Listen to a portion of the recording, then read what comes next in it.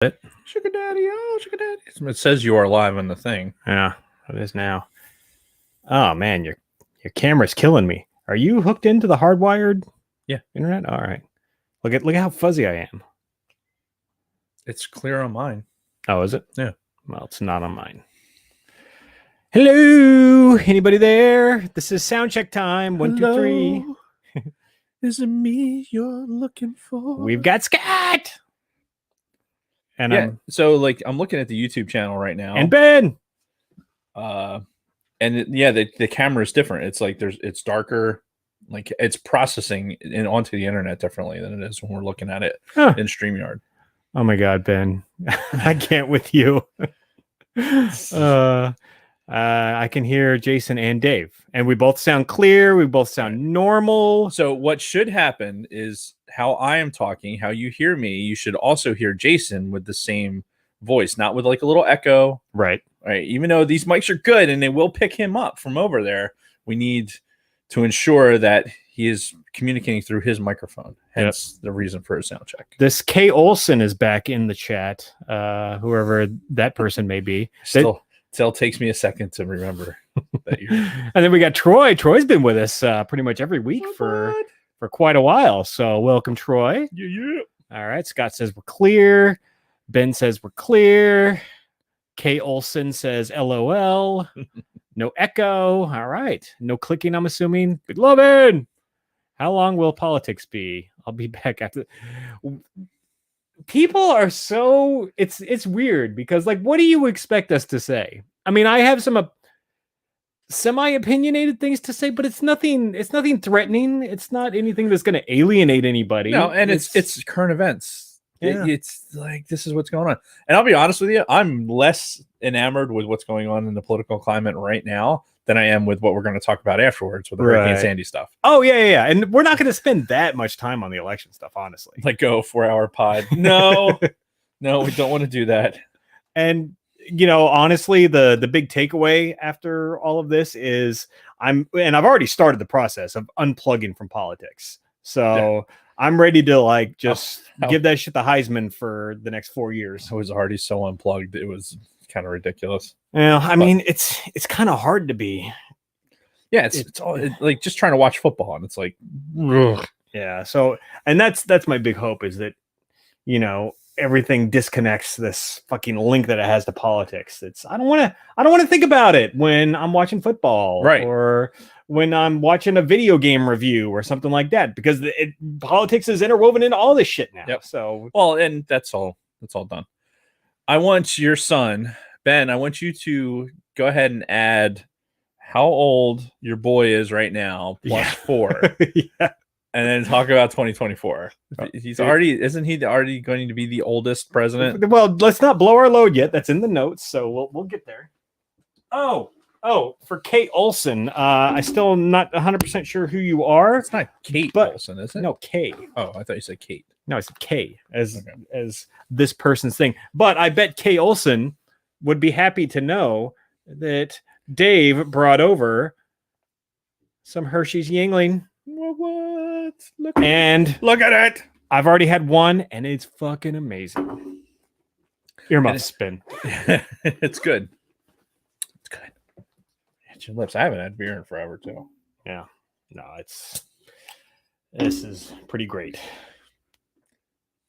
It's about as dark as you figured it would be, too. It's like, that's what she said. You know what's we haven't had a board bet at all this year, have we? No, we haven't had anything since we resolved the last one. So yeah, it's tough. It's tough because you know what? Because we're not on a consistent topic. It's tough to like throw something down on something, right? Like, on something in the future. And we agree on too many things. So yeah, Jason needs some Mount Gay rum. What? What are you trying to say, Tom? I hope he's not drinking Mount Gay rum with me. There's got to be some context to this, I hope. Hey, with Bronco Fett, sometimes it's a stream of consciousness thing, man. Sometimes that's what you're getting. Yeah. And by the way, Bronco Fett, I enjoyed your your snow pics with you got your toys outside and I did some see those, yeah. toyography stuff outside in the snow. Perfect. If you're gonna have snow, you might as well take good advantage of it. Snow. Like, can you possibly think about snow when it's 75 fucking degrees outside right now? You wouldn't have known that a week and a half ago on Halloween. Like fucking ass chafing cold. No. Oh my God, Ben, you need to stop, or I'm going to block you from the chat. Don't you have homework to do? Yeah. All right. So, I mean, if our sound is good, we've already got people populating. I don't know if we really need to wait around another 25 minutes before we start. I mean, or let me post in the cantina real quick, just a reply to my thing being like, hey, we're a little early. Man, everybody's obsessed with the Baby Yoda eating the eggs. It's everywhere. It's everywhere. Which, I mean, do you want to save it for the show? If it comes up, but oh, you know what? I do have to put something on there.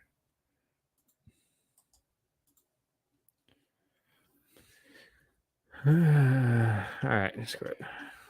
Post it and reply to this. Riveting, I know. This is the pre-show. Don't worry. Not pre-sweeting. This is the pre-show. Starting a little early. All sound checks good. Do this.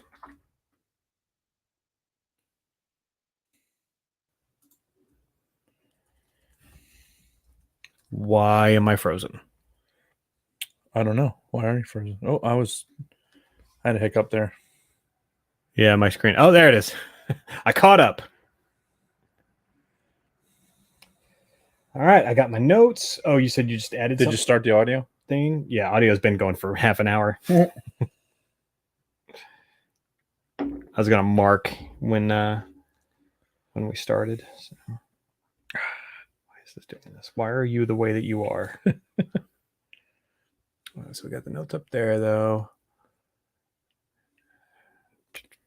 Get this. Okay. Let me just check that text real quick, and then we'll start.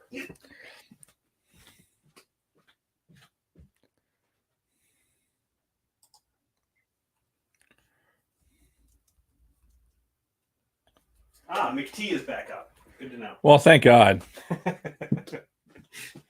I'll deal with that tomorrow. I had A3V looked at my McT like a couple weeks ago.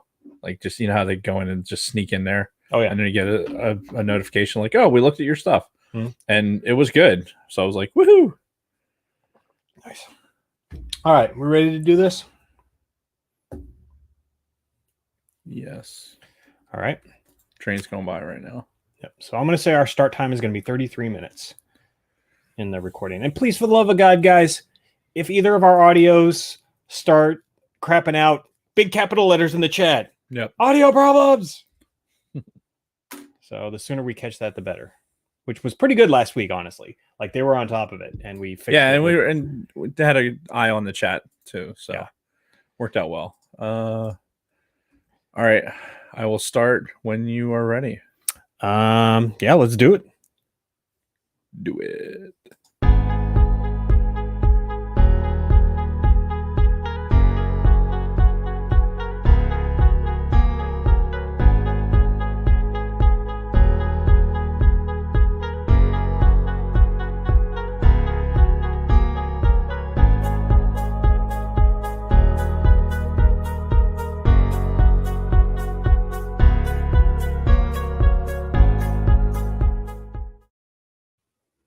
From a Gen X point of view is brought to you today by podbelly.com.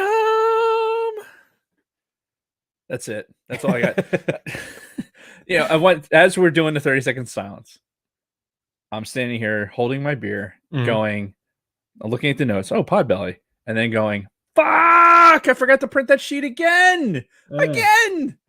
The sheet with all the fucking podcasts on it. That is why you failed. Oh my God, Jason, it's so much to fucking carry this podcast on my back. Really? And then also do the read for Podbelly and handle all those things, listen, go to podbelly.com for all of your podcasting needs. Check out shows like Do It Doug, The Ectoplasm Show, You Will Be Offended podcast, The Sofa King Guys, Graveyard Tales, Hillbilly Horror Stories, Mind Frame, and I think I have to read 6 off of the list. So, do you know what Do It Doug is a reference to? No.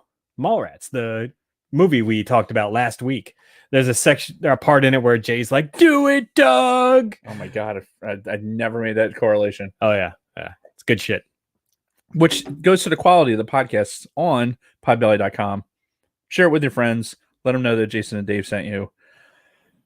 And for the love of God, if you are watching right now over YouTube, or you are listening, and however you're listening to a podcast, stop what you're doing right now. Hit pause.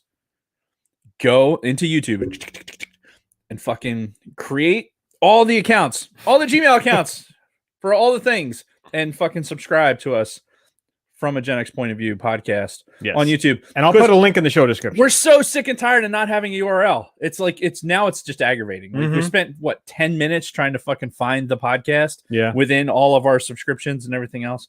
For Jason, I didn't have any problem doing it. But listen, we need a URL. Please, please, please, pretty please, with sugar on it. Clean the fucking car. And also subscribe to us on YouTube. Yes, please. We need that. It helps. And give us 5-star reviews. Yes. Give us 5-star reviews. Oh, did we check, by the way? What is this wee shit? I thought you were carrying the whole podcast on your shoulders, Dave. I am. But some things slide off. Well, keep entertaining the folks out there while I look this up. While Jason's looking at that, we're going to sing a happy song. Jesus Christ. We're going to sing a happy song. Okay, you're clearly I can't rely on you for anything. So why don't you just tell the people what we're talking about today? Oh, I'm looking for this. So today we're going to have a treat because there was some event that happened this past week. Like something happened, especially in the United States. There was a lot of noise. Like I heard a lot of noise, like car horns honking, a lot of people in the streets. Did you? Oh yeah. Really? I guess you're closer to Philly, so. Well, we were driving through Philly. Oh, well, that would do it. So we were driving through Philly when the announcement was made. We're going to talk a little bit about the election. Not a lot for those of you who are anti-politics. We're not going to delve into anything real deep, and we're certainly not going to get into our like deep philosophical mindsets on politics. It's a current event. We're here to talk about it and talk about how like the elections in and of itself kind of lead us to the anniversary of Hurricane Sandy. Getting weird looks over across the way. We have a new 5-star review. Well, okay, we have a new review. It's 3 stars. Oh wow. Do you want me to read it? Yeah.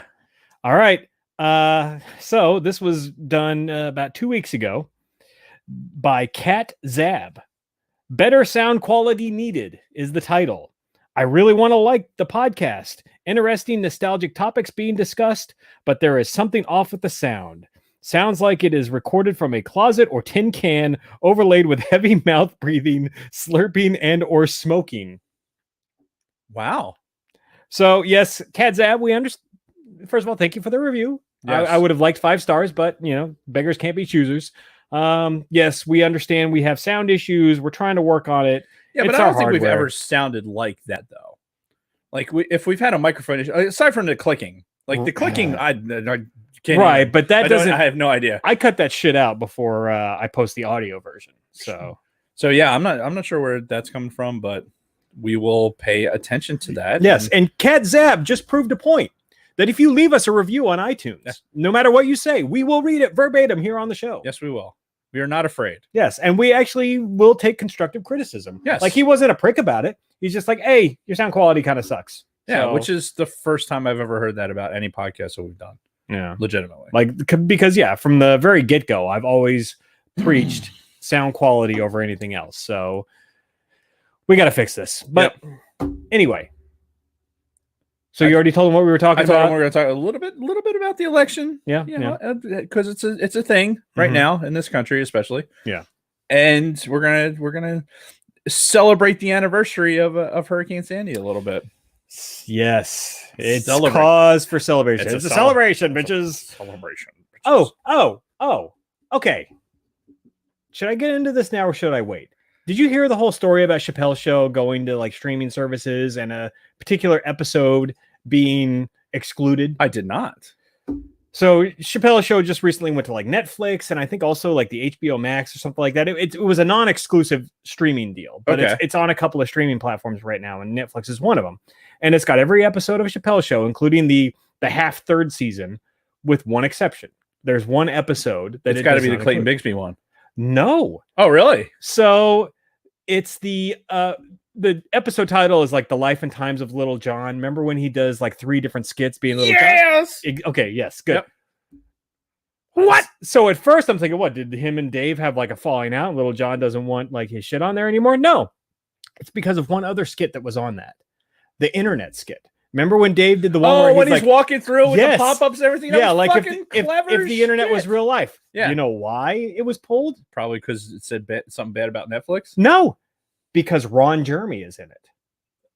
There's a section where Dave, goes through like the porn area, and Ron Jeremy's like, "Hey man, you want to watch me have sex with somebody?" And Dave's like, "Yes, right. I do." Well, Ron Jeremy has gotten himself into a little bit of legal trouble recently. Yes, he has. Apparently, he did some bad things. But because it's 2020 and people are too fucking sensitive, if you do anything bad, that means all of your previous works have to be erased. Unless you're Amber Heard. I don't know who that is. Amber Heard. So Amber Heard is the one, she was with Johnny Depp. Oh, the chick that beat him, right? Right. And so that came out in court, like, yes, she absolutely did these things. You have recorded evidence, everything else. Warner Brothers still fucking fires him. Well, asked him to resign. Right. There's a resignation letter there because in Warner Brothers' statement was, well, he lost the civil suit, which is enough for us. Like, go fuck yourself. Yeah. And what's amazing is the meme factories are churning out all this Johnny Depp support, right? Because this is one of those instances where a man steps out and is obviously like he went so far as to record it, went to court, done all these things. Like he is a victim here. Yeah. And he's being shunned. Meanwhile, she gets to keep her gigs. Well, the big thing on the internet is like, have her removed from Aquaman 2 and all this other shit. So we'll see how that goes. And which is not, it's not to step on fucking women being a victim. That's absolutely 100%. No. But the idea of equality is being equal. Like, okay, you have this situation, then fucking do the right thing or make the right decision. Really easy to do the fucking simple thing. Yeah. Right. Whatever. Oh no, the civil case. Like, if that was the case, if that was the fucking case, like, explain OJ showing up on anything ever again. Mm-hmm. Like, obviously he fucking was proven innocent in the criminal court, and then in the civil court he was guilty. Yeah, but you can see him all over Twitter. Yeah, he's like, I just saw a Twitter video of him like yesterday, I think. Yeah, it's kind of ridiculous. Yeah. And I am not surprised. What I'm really surprised about is that the Clayton Bigsby thing would make it on there. Because if that's one of those where if you do that, then for me, I go like, I don't know if I like you anymore, Netflix. Whatever product you're putting out, okay, that's fine. But like, why? This is the body of work that he does. This is what he does in his comedy specials and everything else. This is who Dave Chappelle is. This is part of his body of work. Yeah. Then put it out there. Put it all this. Are you going to censor his Netflix specials if he fucking talks about it? Are you going to do that? Are you not going to have him on the Sirius XM channel for Netflix as a joke? Where do you stop? Yeah. Where do you stop for something like that? Yeah, no, I agree. And it's, obviously I'm not saying Ron Jeremy isn't a piece of shit and he didn't, do some yeah. Oh things. God. It sounds like he's guilty as fuck. So but, yeah, absolutely. I mean, does that mean that you can't fucking show this skit that was fucking iconic at the time because he happened to be in it? Like, what are you afraid of? It's such a clever skit. Yeah. It's really, really clever as a representation of what the internet is. Yeah. Don't punish Chappelle or any of us for what this fucking asshole did. Well, I still have my DVDs. Oh yeah, I have all the Chappelle Show DVDs. Oh look, we got some right there. Like, we'll live and die. Chappelle Show, ride or die Chappelle over here. So many hours of watching that on the jet too. Oh God, such a great show. Anyway, so something else that happened this week. Fucking hell! It seems like we have to open the show with one of these every week. lately, and it's Alex Trebek passed away. We've known for about a year that he was battling pancreatic cancer, which, I mean, unfortunately, I think we've talked about this before. That's pretty much a death sentence. Yeah. When you're diagnosed it was with pretty that. remarkable that he was able to come back from it enough to get back on the show. Yeah. And actually do recordings for the show. Hmm. You know, the thing for me with Alex Trebek and just Jeopardy in general, like obviously Trebek is not in our generation, right? But for us growing up, I think we've alluded to it before when we talk about like just the Jeopardy show and Wheel of Fortune. Those things have been on for a long time, since the 70s for Jeopardy, and it's that show was a staple in my household. Yeah, you know, it is what came on before Wheel of Fortune. Yeah, so and my father was if he watched anything on TV, it was going to be Jeopardy, and quite frankly, he was fucking good at it. Yeah, and it was like a competition. My Uncle Fred actually was testing to be on the show. He never made the show, wow, but was actually trying to be on the show, and I'm fucking good at it. I have such a command of useless nonsense like that. I'm a good fucking. I could probably get through 65% of Jeopardy, like as far as the questions and stuff go. Which for me, I think it's pretty good considering you're not studying or anything else. I'd be far lower. There's some obscure shit that's in there that is in my head probably as much because of Jeopardy than it is from anything else in reality. Like how do I pick up this information? Where did this nugget come from? Oh, it came from Jeopardy and the smooth, dulcet tones of Alex Trebek. Yeah. The question is, can the show go on? Like it is.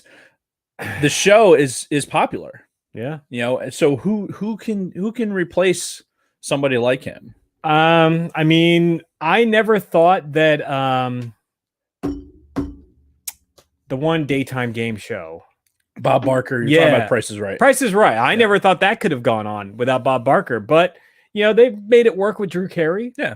And it's entertaining. It's entertaining with Drew Carey. So I mean, it's possible. Even when he's skinny.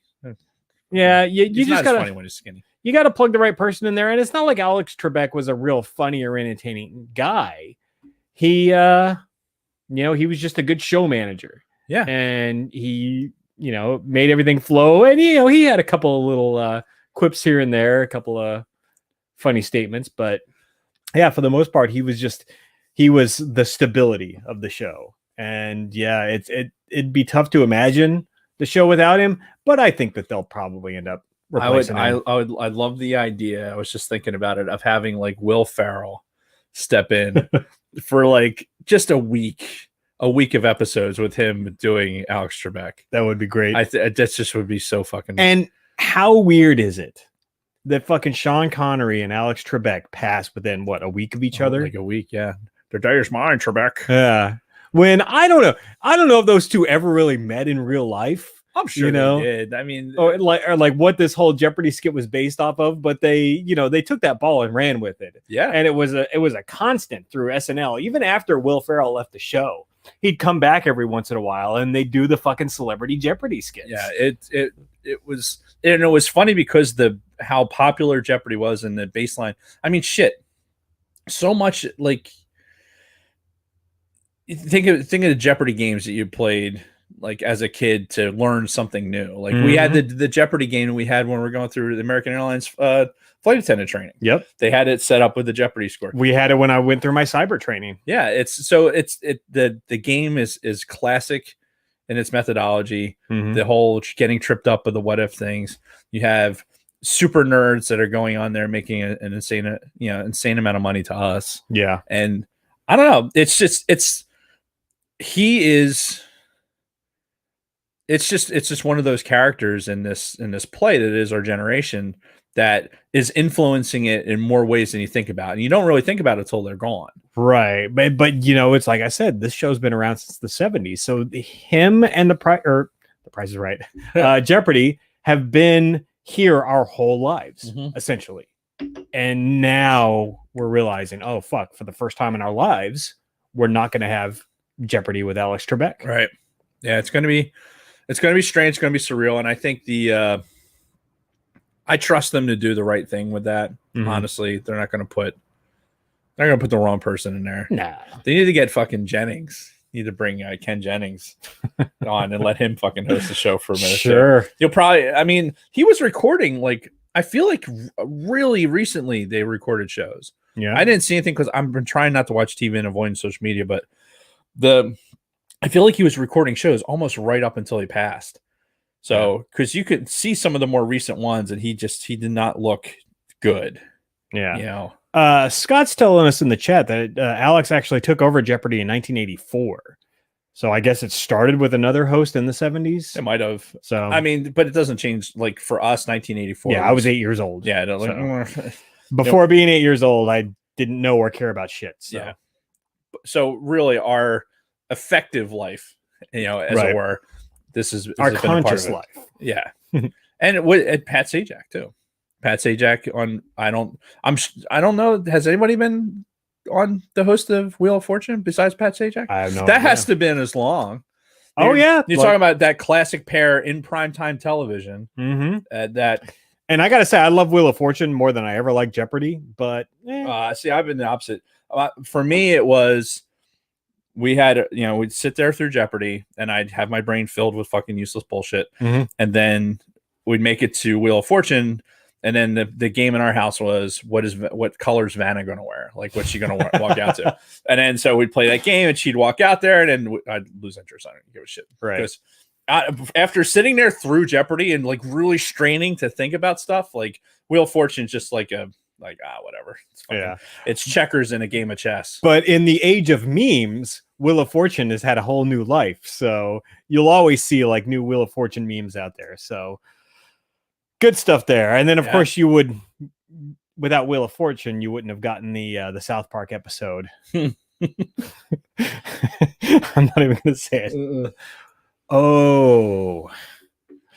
Yeah, we're just going to let that one go. All right. So rest in peace, Alex Trebek. Yes. Rest in peace, sir. You will be missed. Let's move on to our week, shall we? So for me, as I don't know, you can't really see it too much in the YouTube, but I kind of cleaned the studio a little bit this weekend, at least the half where all of our equipment is. They have the visual space that is the studio, not the dead space that's behind us. So if things look or sound slightly different, is because I bring in some new hardware. Yeah, people who annoy you. Thanks, Dragon Buddy. Yes. I brought in some new hardware, so that old laptop that we were recording on is gone. I brought in a desktop that's much more powerful. It has a lot more storage space. Right. So that's what we're recording with now. Hopefully this will make posting the audio episodes of the podcast quicker and easier. Right. And if you're watching on YouTube, we might look a little bit different. We were trying to figure that out. I feel like it looks different for some reason. But the cameras are in the same spot. It's just it's different. But either way, so I spent a lot of time doing that this weekend. I'm going to clean the other half of the studio this coming weekend. Yeah, so Jason's doing good things. He's making even more room for my pops. Yes, indeed. Because if we did plus one today. If we did the wide shot, then there'd be tons of empty space over there. So we need to fill that with more of Dave's pops. Yes. No, we don't. Don't do that. Funny story. So I'm on a Teams call this morning with a vendor that we've been working with at work to try to acquire a bunch of like training software and stuff. Okay. I've talked to this guy a couple of times on Teams, and this morning when I called him to kind of finalize some of the stuff that we were doing, he's like, Sergeant Roscom, I just wanted to tell you, you have like the perfect radio voice. I'm like, oh, really? He's like, yeah, you sound like you should be on the radio. And I'm just like, not the first time I've been told that. Yeah. So I wasn't even about to like start going into the podcast or anything, but I'm like, yeah. I've heard this a couple of times before. So that was funny. Yeah, I saw your note with the radio voice, and we talked about it a little bit pre-show, and I thought about, like, we had our big boy radio voices that we would use when we were talking on the radio in the airplane. Which I use, like, whenever I'm in a Teams call at work. Right. Which I'm using here on the podcast. So it's just, whenever you put a mic in front of me, it's just this natural aura I have about me. Is that what that is? I don't know. Is that why you're glowing extra today? Just because I think that's the new monitor. Because now I've got this fucking 27-inch monitor in front of me instead of this laptop. So the white light from the monitor is like illuminating my pale skin. And what the irony is, I'm looking at the same monitor, but you know what? The monitor's now like facing me. It's at a different angle. It was flat, so that's why I'm getting a little bit more light. So you can see how pasty white I am. And not as white as me. Facts. You do spend some time outdoors. I do indeed. Far more than me. So something big that happened this last week. So I think I've talked about this before. I've been an on again, off again player of the MMORPG World of Warcraft pretty much since its inception 16 years ago. Right. And I play in a certain way. I always played in a very non-traditional way where I like to play more than one character at a time. That's always kind of been my thing. Well, just last week, after 16 years, Blizzard announced that they are banning the playing of multiple characters and multiple accounts at once in World of Warcraft. And I had a feeling it was coming, but up until this point, like I said, for 16 years, they tolerated it. And I just went ahead and about my day and just kept playing that way. And then this news broke. And as soon as it did, I canceled my Warcraft accounts. I unsubscribed from all Warcraft YouTube channels and social media. I fucking gave all of my in-game goods to my sister-in-law. And I uninstalled the game from my desktop. And I am done with World of fucking Warcraft forever. So is it because that it's changing the way you play the game to a point where you don't believe you can enjoy it anymore? Or right, because that's the only way that I've played this game since 2008. So for about 12 years, the only way that I've played it is by playing multiple characters at once because I enjoy it. It's fun. And quite frankly, people are assholes. Right. Because leading up to that point, I was trying to play with other people and they were always fucking pricks. And I'm just like, I don't like you, but I like this game and I want to progress like doing group content, but I don't want to do it with you fucks. Right. So I'll just play with myself, so to speak. And that's what I've been doing. And I've enjoyed it. I've really loved it. But Blizzard decided that they were finally going to ban it, mostly because like people were taking advantage of the system. They were doing like gold farming and shit like that, like fucking Chinese people just like standing in one spot constantly like killing things and looting the gold and then selling it for real money. And it really kills the economy. So I see why they did it, but I'm not happy with the decision. But at the end of the day, I'm just done. And that's one more thing that you're not going to enjoy and just lose it from your life. I can appreciate that. Yeah. You know what's funny too is it's really, really hard to get a group dynamic that you thrive in and maintain that. Yeah. Like people that do it like Luna Girl and Big Swede, like they have a group that is on Modern Warfare. And they go on there and they play. They have a certain time of the day. I haven't seen them on, like, because I haven't really been able to play. I turned it on for the first time in a month. Yes, like 2 days ago. Yeah. But they have a group. They get on a certain time at night. They get on. They play during happy hour or whatever. And then they have this group dynamic that works. Now, are they the best fucking players?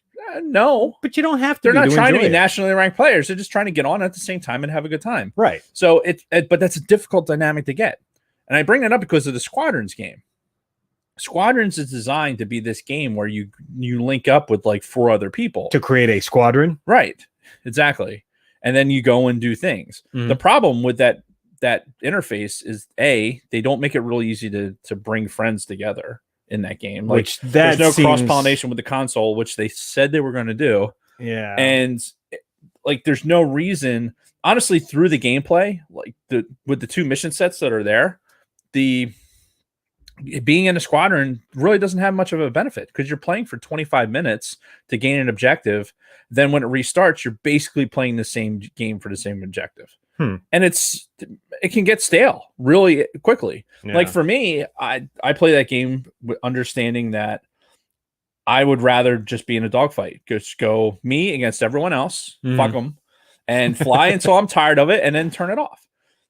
Call it in my short attention span, call it whatever. Like I have a certain thing that I do in squadrons and I'm not really pining that hard to go and fly with other people because there's not a level in that game that I want to be with other people to go make it this objective. And I say all that because I kind of wanted that. I wanted that going into squadrons. I wanted to have that dynamic, but you bringing it up brings up a good point. It's very, very difficult to get that group dynamic and make it last and make it work. Yeah. You're much better off like, hey, I enjoy playing this game.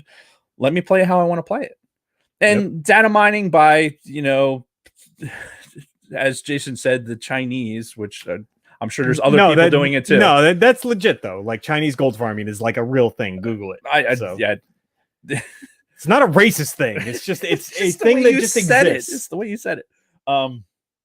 No, I can totally get that needing to do that, but there's other things you can do in the game to fucking not affect the gameplay. Right, but this was the easiest kill for them. Yeah. It's, you know what, we identified that this software that they're using to control multiple characters at once, we're just going to not let anybody use it from now on. Yeah, so, that's a shame. But yeah, whatever game do you decide on next? Do you have another game? Well, and see, that was my next point. Man, what a segue. God, you're really good. So yeah, I'm looking for a new MMO because here's the deal.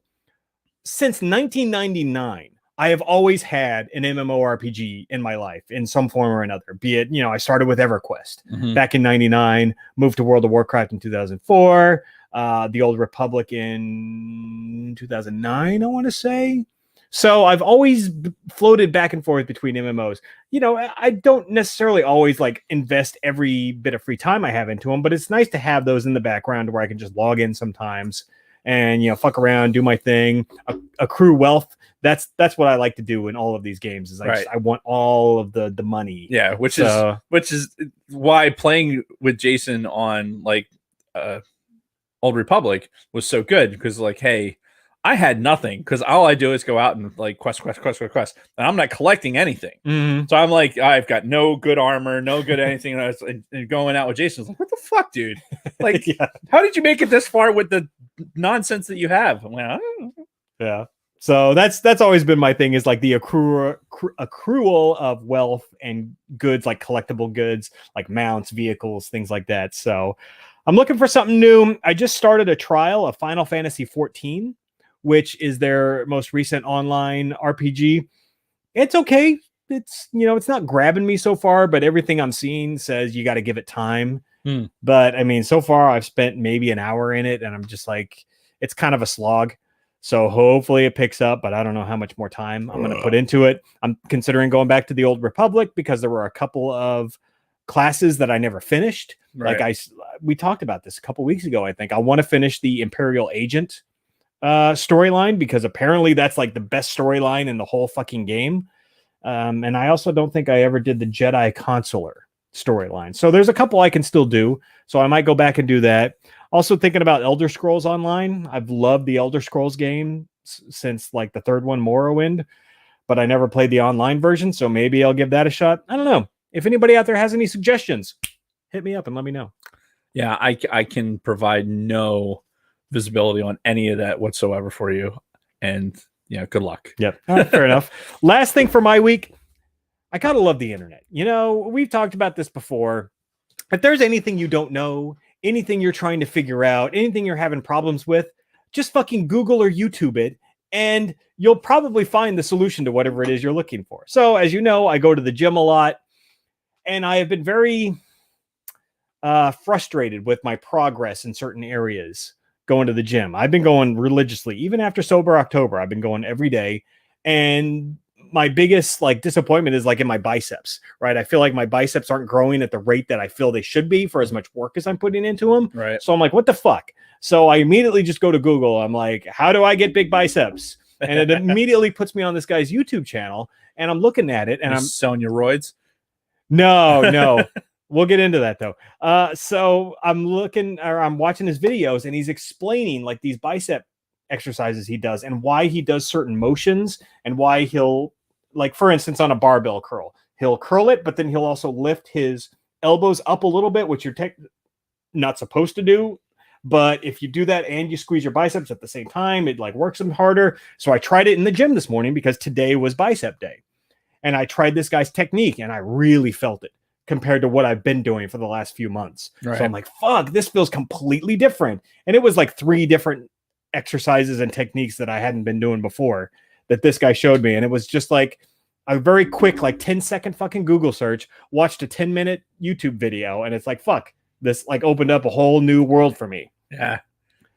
You gotta love it. In fact, is in the chat, Troy Taylor had said something earlier about jumping out because he had to go watch some how-to videos on something. Exactly. To do something. It's the everything you ever wanted to know and how to do it ever right at your fingertips. Yeah.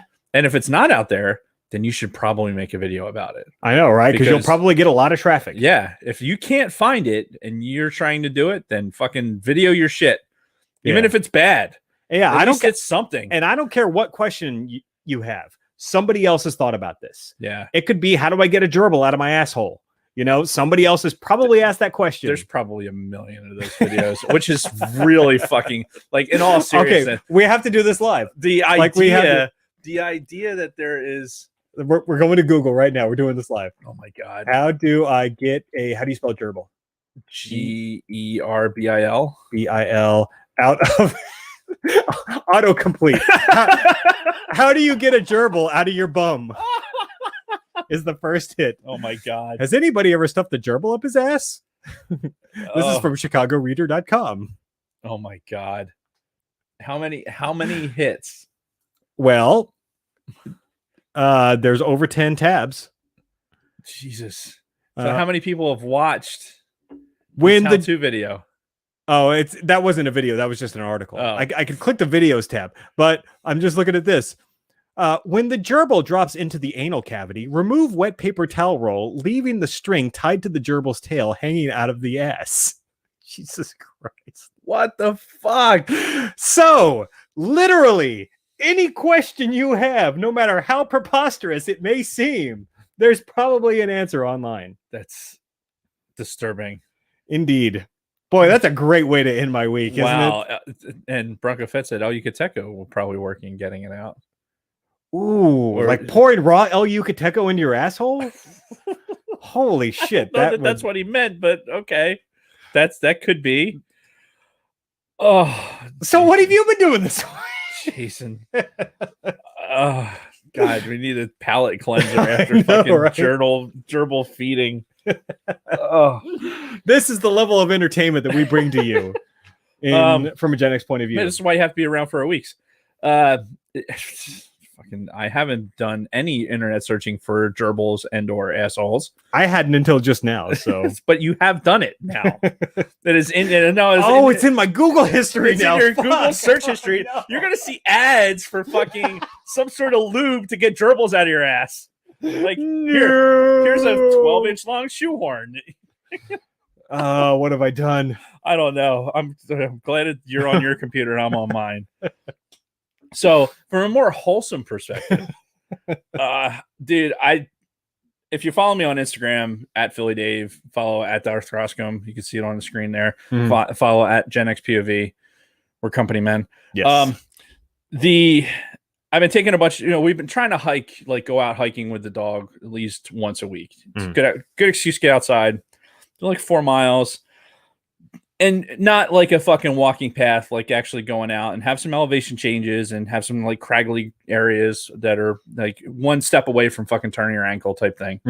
Which I fucked up my foot like 2 weeks ago, and it like every time I go hiking now, it's like now it's all fucked up. But that's a whole other thing. But yeah, so going on hikes and taking pictures is kind of been my thing. Like as the like, hey, don't focus on anything related to work or like any real nonsense. Like get outside, do something, get fresh air, get sunlight, do something with the wife, bring the dog, type wholesome, non-gerbil involving. I was going to say, sounds very therapeutic. The fun part about that, it's like with taking the pictures, I took a picture of my dog yesterday on my deck, and at Canon USA, like had commented on it. So, and I use all Canon stuff, right? Because I just like the Canon product. So like the actual company Canon. Yeah, the company Canon actually had commented. And this is like, I'm up to like 3 comments, I think, on pictures, like other stuff that I posted. So that's, as a photographer, that always, it makes you feel good when like, hey, I'm using your product to create this content. Oh, hell yeah. And for them to reach out. So keep it coming, Canon. I have lots of pictures out there. Yeah, I mean, I got ecstatic when El Yucateco would comment on our stuff. Hell yeah. Canon's a hell of a lot bigger of a company than whoever runs their social media, like had posted it. I'm all about it. Yeah. And it kind of just validates, taking some of the pictures. I'm trying to hone my craft when it comes to that, because at some point all of my other hobbies are going to matriculate out. Right? I'm either going to be too feeble or just not have time to, like, I really wish I could go play more golf. It hasn't been a thing. Right. Like, just, physically and just time wise, it just hasn't been a thing. But if I'm going to go out and go hiking and stuff, like I have this whole backpack rig now, like internal frame backpack that I put in there with a fucking thing to hold my camera, and it fits the drone in there and everything else. Oh, nice. Just go hiking with it. Fucking great. So, yeah, yes, my dog is cute, and she's very photogenic, except I really think she believes that the camera steals your soul. Because whenever I take a picture at her, she's like, "No, don't take my picture." Like she's just very insecure. That's all. Maybe. So, anyway, talking myself with a wife, she's watching The Mandalorian right now. Nice. So I guess the hype train has finally gotten to a point where she's like, all right, let me, like, while I'm doing other things, like, she started watching The Mandalorian and she's enjoying it. So, and the funny part is, so I have a Baby Yoda on my dashboard. Yeah. That before she was like all creeped out by it, because I have it tilted just a certain way, so it looks at the passenger seat, right, for no reason at all, just to do it. And she had no frame of reference before that. Not really, no. And so now, like, she sees the Baby Yoda thing, is like, oh my god, fucking the cuteness of the Baby Yoda. Which, sidebar, no ATSW this week for the Mandalorian, because fuck spiders. fuck spiders. God damn it. Like, ultra cute fucking Baby Yoda stuff. Like, oh, look, he's stealing this person's last of its kind. Yeah. Cool. To eat it. Like, fuck you. Fuck you. This is not a symbiotic relationship in the Force. And then fucking spiders. Fuck you. Hashtag that episode was so that Dave Filoni and some other guy people were talking about on the internet, so they could have an opportunity to fly X-Wings and fucking shoot the A280. Well, it wasn't the first time Dave Filoni has been there as an X-Wing pilot. Well, it's this first time, like, I think you've seen it to like this, though. Oh, yeah. Because, it was that one scene last season. I think it was the Bill Burr episode where they came in and they fucking destroyed that fucking space station where the fucking dude was hanging out. It was like Dave Filoni and like two other people who had directed episodes of the show. Yeah. But it was very quick. But this one was like him actually getting to, like, park the X-Wing, fly it a little bit, park the X-Wing, and then fucking be able to shoot the fucking A280. Yeah. Which is sad that our Battlefront days, I still remember the names of the fucking weapons out of it. Oh, yeah. So anyway, she's watching Mandalorian. She's still on season 1. In fact, after the podcast tonight, we're going to watch another episode. Sweet. So yeah, that's actually, it's kind of nice, because it's the Star Wars thing that she doesn't hate. Yeah.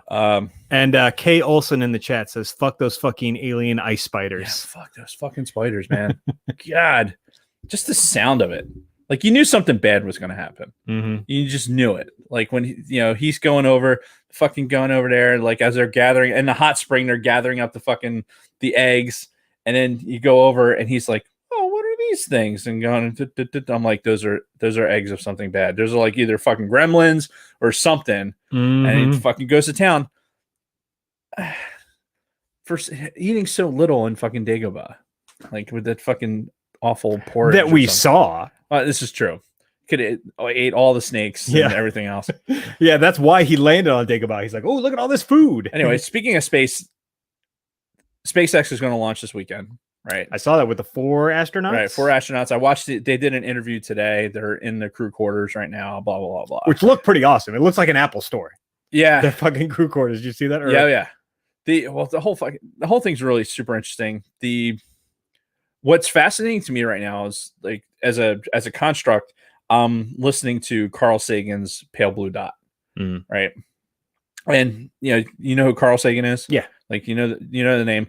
Fact is, Dutch, who's in the chat, was he had posted something and he was listening to it. So I took a break out of some of my sci-fi Audible book and decided to listen to this, because it's really been the weather's been so nice recently. And looking up at it has been clear blue, amazing for the past 3 days. And looking up at this blue sky, perfect temperatures, everything else, like this is the perfect you're looking at 72 degrees, no humidity, just fucking perfect environment for human beings to live. And meanwhile, it's fucking snowing in Boise. So obviously you're living in the wrong spot. Yeah. But it really makes you think you're living in Pale Blue Dot, and Pale Blue Dot is about human beings getting away from Earth and like what. And we've talked about this before too. Yeah. Like if the human race is to be eternal, it has to be off of the planet Earth at some point.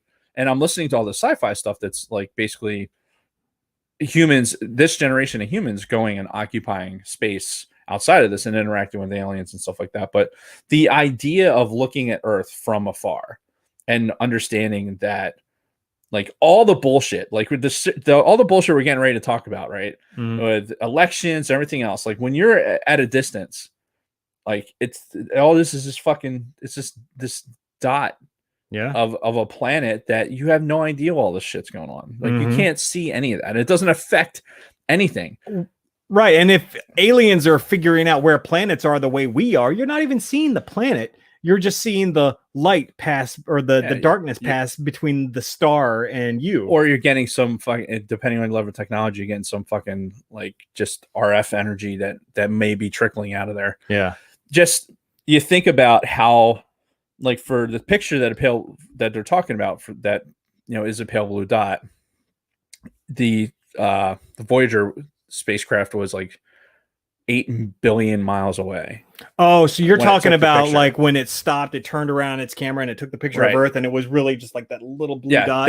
That picture is called Pale Blue Dot, and that's what Carl Sagan was fucking instrumental in making that happen. Well, that's a big part of that YouTube video that I swear by, that the universe is bigger than we imagined, because it talks about that photograph. Yeah. And it has that quote from Carl Sagan. It's like, everything that's ever happened in the history of Earth happened here, and it just showed that little blue dot. Yep.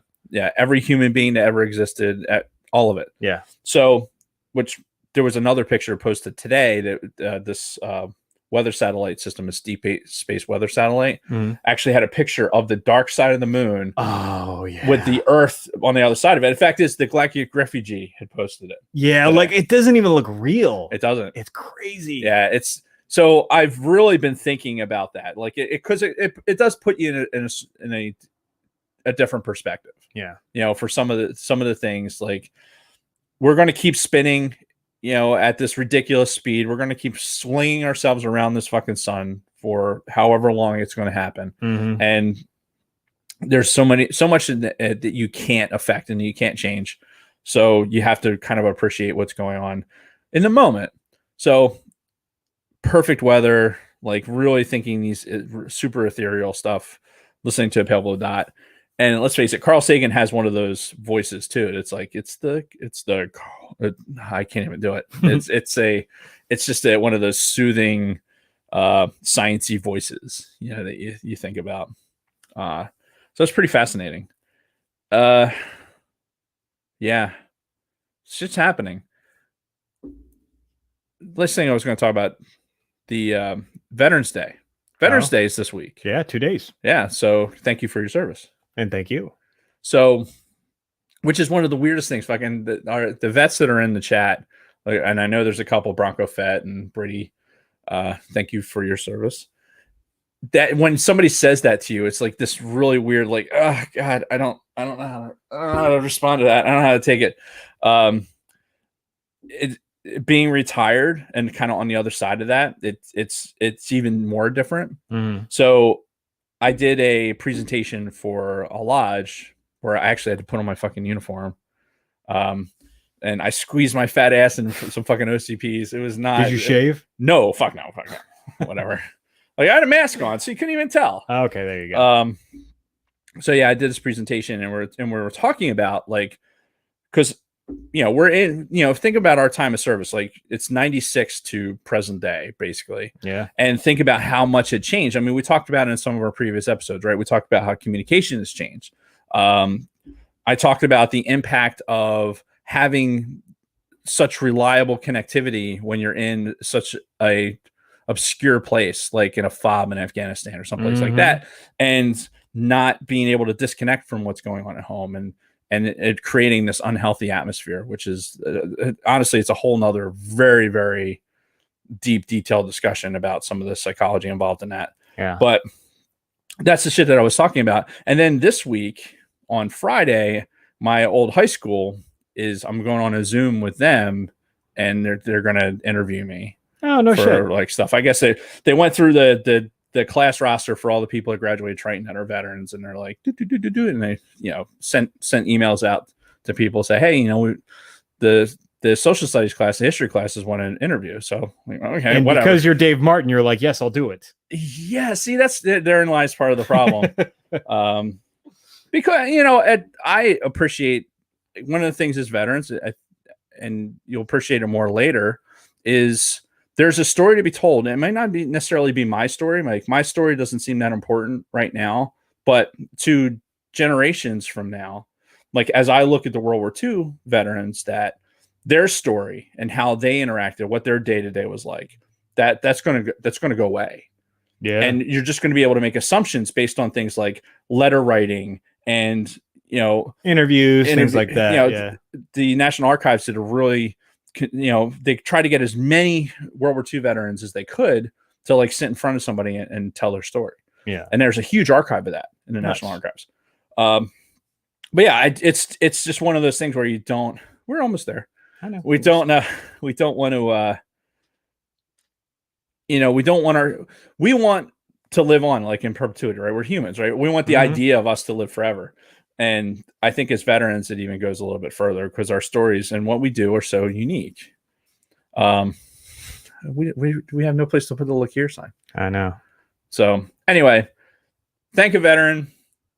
We appreciate it. As much as awkward as it is for us, it is nice to be appreciated.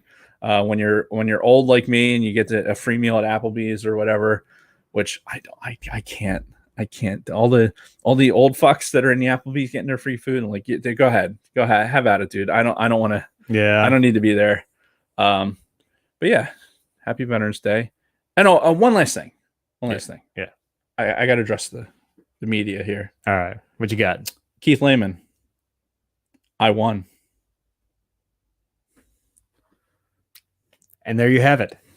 So we're going to take a very quick break before we get into our main topics and be right back after this word from our sponsors.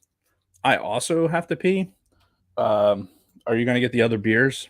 There's no beers left in that thing, is there? Well, there's the beers that I bought last week. Hang on. I got to break at 1 hour, 20 minutes. Fuck. I can go get the Yinglings from inside. If you want. Get maybe one or two of those. That'd be awesome. Yeah, it's so odd. Like for us, like where Jason lives and where I live, we're pretty far from the base. I mean, we have a good sized commute. So usually the only interaction that people locally have with veterans is like the American Legion and the VFW guys that are doing like a parade or something. And that's like, oh, hey, here's these people. Or you see guys with their Vietnam veteran hats or Korean War veteran hats and stuff like that. Like you'll see that, and they'll be around. There's a lot. We are out there amongst the people, but we're so far from the base that like when we were in uniform, like going to work back before we were restricted in doing that, you'd be at Wawa and it'd be like, hey, thank you for your service. I'm like, what?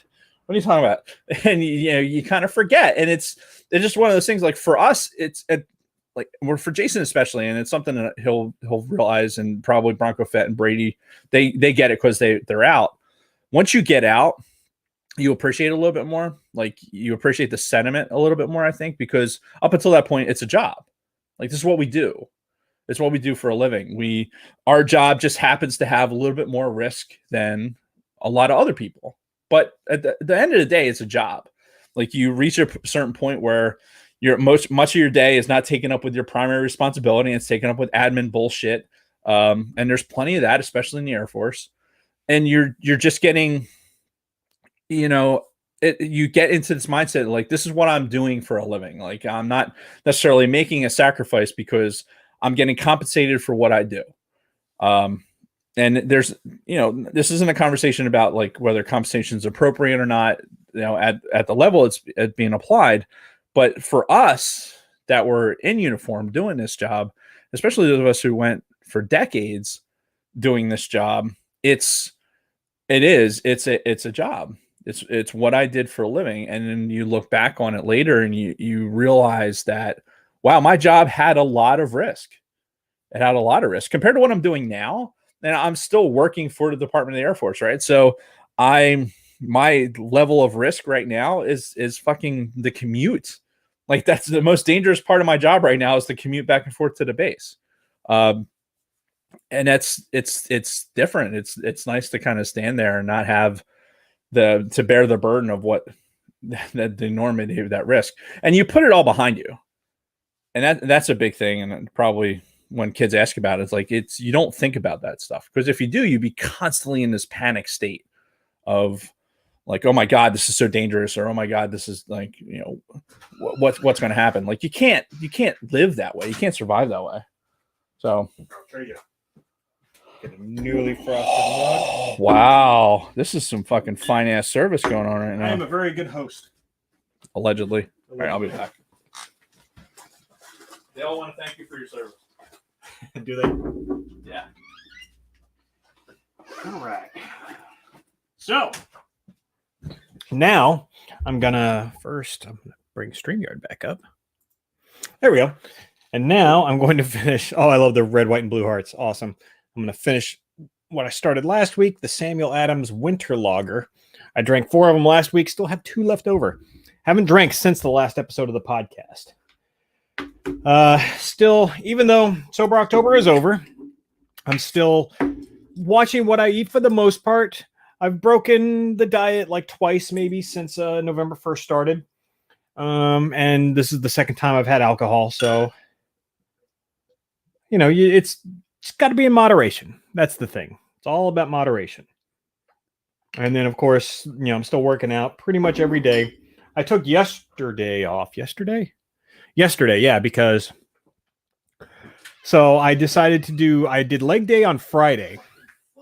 And then on Saturday, I did chest. And I'm like, oh, fuck. Why don't I go for a run? Because the weather's been so nice. Oh, my God. Haven't run in a couple of months because I've been focusing so much on lifting. Fucked my knee up really bad. Like, it was like swollen and fucking sore, and I could barely walk. So I took Sunday off, and it's slowly starting to feel better. I'll tell you what, I think the best advice I can give you for shit like that is allow yourself to recover. Allow yourself to get to fully recover. That way the injury doesn't just keep getting bad. Like, I think the reason my foot's so fucked up, is because I don't give it a chance to just heal. Yeah. Every weekend we're going out doing, 4 or 5 mile hikes with terrain changes and stuff like that. And now, granted, I'm not doing that every day, but during the week you're still walking, you're still doing shit.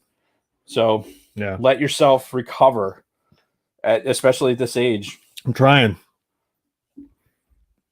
It's just hard though, because my natural inclination is just to keep going, keep moving, keep working out, keep exercising. That's only going. It only makes things worse. That's why you see the broken Dave.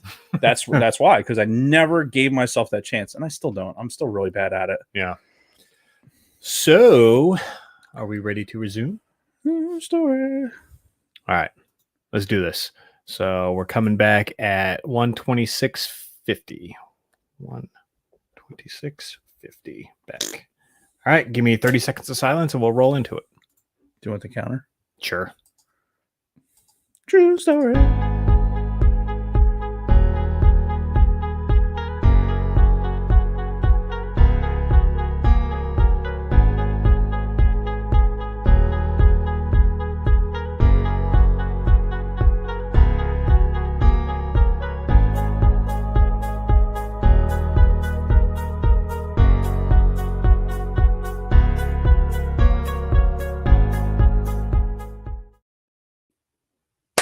And we're back. So, why do I hold my breath when that's happening? I don't understand. Here in the United States, we had one of them presidential elections. Oh, I heard something about that. Yeah. It's been kind of in the news. People have been anticipating it. Right. And by all accounts, it's pretty safe to say that Joe Biden is going to be the next president of the United States, whether you like it or not. Right. Regardless of legal challenges, recounts. 99.9% sure Joe Biden and Kamala Harris will be occupying the White House Right. come January of 21. So got a few things to say about this. First of all, before we even get into that, we had a local election also here in New Jersey. Right. And they have now legalized marijuana, recreational marijuana use in New Jersey. Yep. Again, everybody remember, it's still on the federal controlled list. Yes. So at any time, the federal government can still come down and be like, nope. But they're allowing these states to do their thing. It started with Oregon and Washington, and then I know California did it a couple of years ago. Honestly, I haven't heard much about the repercussions in any of those states. Even California, where all of my family lives. Right. Really haven't heard a thing about it, positive or negative. So, I mean, really, it doesn't affect me at all because I'm still, I have to adhere to the random drug tests and everything else and the federal laws. So it's very irrelevant. It's not like anything I'll ever use. But I mean, I think for me, when states are doing something like this, right? The federal government is allowing the states to make these decisions, right? And they're just kind of like, and quite frankly, as it should be, like they're turning away from like, but the fact of the matter is it's still a Schedule I drug, and that's the part that needs to change. Like, I don't have a problem necessarily of the recreational marijuana use. That's fine, but for those with medicinal, like there's really good sound studies that are being done that help a lot of people with pain management that have certain anxiety disorders, PTSD. I hear that's a big one. Yeah. So, but if you're somebody like me or you, like, well, you're still in regardless. So the mind altering stuff is probably going to be on a, they're not going to allow it, but I still maintain my clearance for the job that I'm in. And it is a vital concern whether or not I can legally get this and do it in the state of New Jersey is irrelevant because I have to maintain a security clearance. I have to be able to go on the SF-86 and say that I do not use fucking recreational drugs. And that's the part I think the conversation really needs to be had. And if the states are all eventually at some point going to get on board with it, then it forces a conversation to be had at the federal level. Right. And it's basically the exact same way that gay marriage became a federal thing.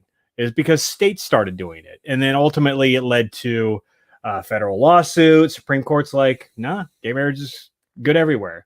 So whether you agree with it or not, they deemed that it is now constitutional to, have gay marriage nationwide. So I would imagine the same kind of thing is going to happen with the recreational marijuana.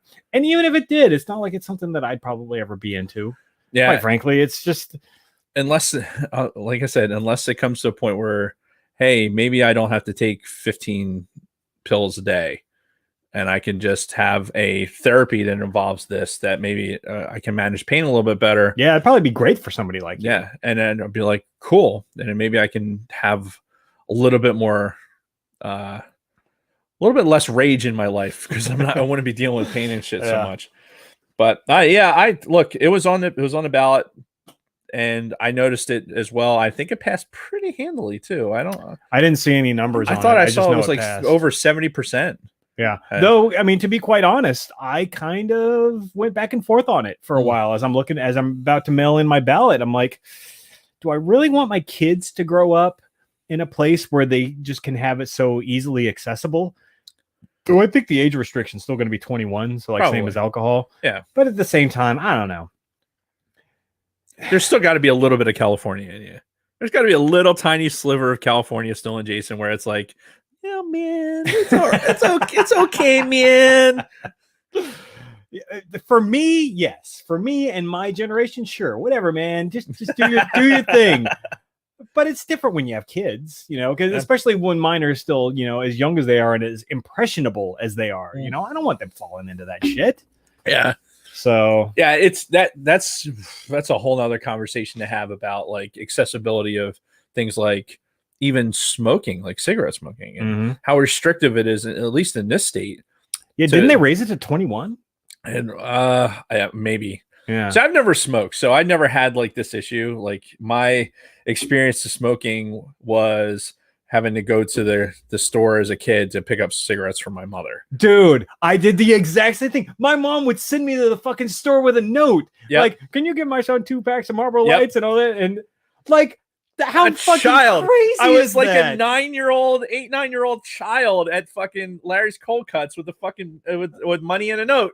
And it got to the point where I didn't even need the note anymore. Yeah. Like it's just like, yep, all right, I'll take 2 of those. Like, how fucking strange is that? And I'll take the change and I'll go over to the candy store and buy a fucking a licorice stick or something. Yeah, because she'd always give me an extra 50 cents, so I'd go and get myself a caramello or something like that. But fucking how times have changed. I know. Then. But you think about it now, this accessibility with alcohol and stuff like that.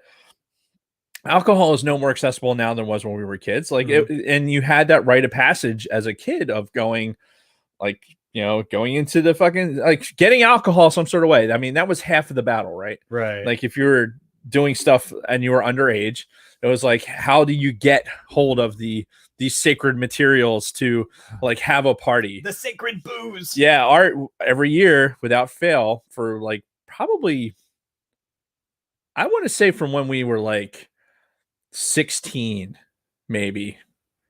Yeah, I have to really think about it, but we had like a little New Year's party, and we'd have it at my buddy Jeff's house, and they were like, hey, we're going away for the thing. They never bought anything. They just was like, hey, we're going away for New Year's. This is his parents. Yeah, this is his parents, and that we'd have a party, and it wasn't we had it at his house, or we'd have it we had one at our friend Sean's house, or do whatever, and get the gaining. Like they never like enabled it by giving the booze, but we like it basically we all pitched in, and it's like, here's money to give to your parents so that they can go like and go do something for New Year's, and we basically have the party, and that was the big deal. So by the time you turn 21, it's like, all right, drinking to that effect should have gone by, but unfortunately I was in the military and drinking was a normal part of my existence for the next fucking 15 years. So let's put a pin in that, because that could be a whole show topic in itself. Like youth drinking stories, because man, I've got a bunch, and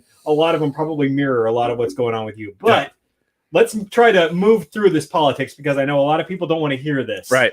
So some real firsts happening with this election, with Joe Biden and Kamala Harris being elected. First of all, Joe Biden is going to be the oldest president in the history of the United States.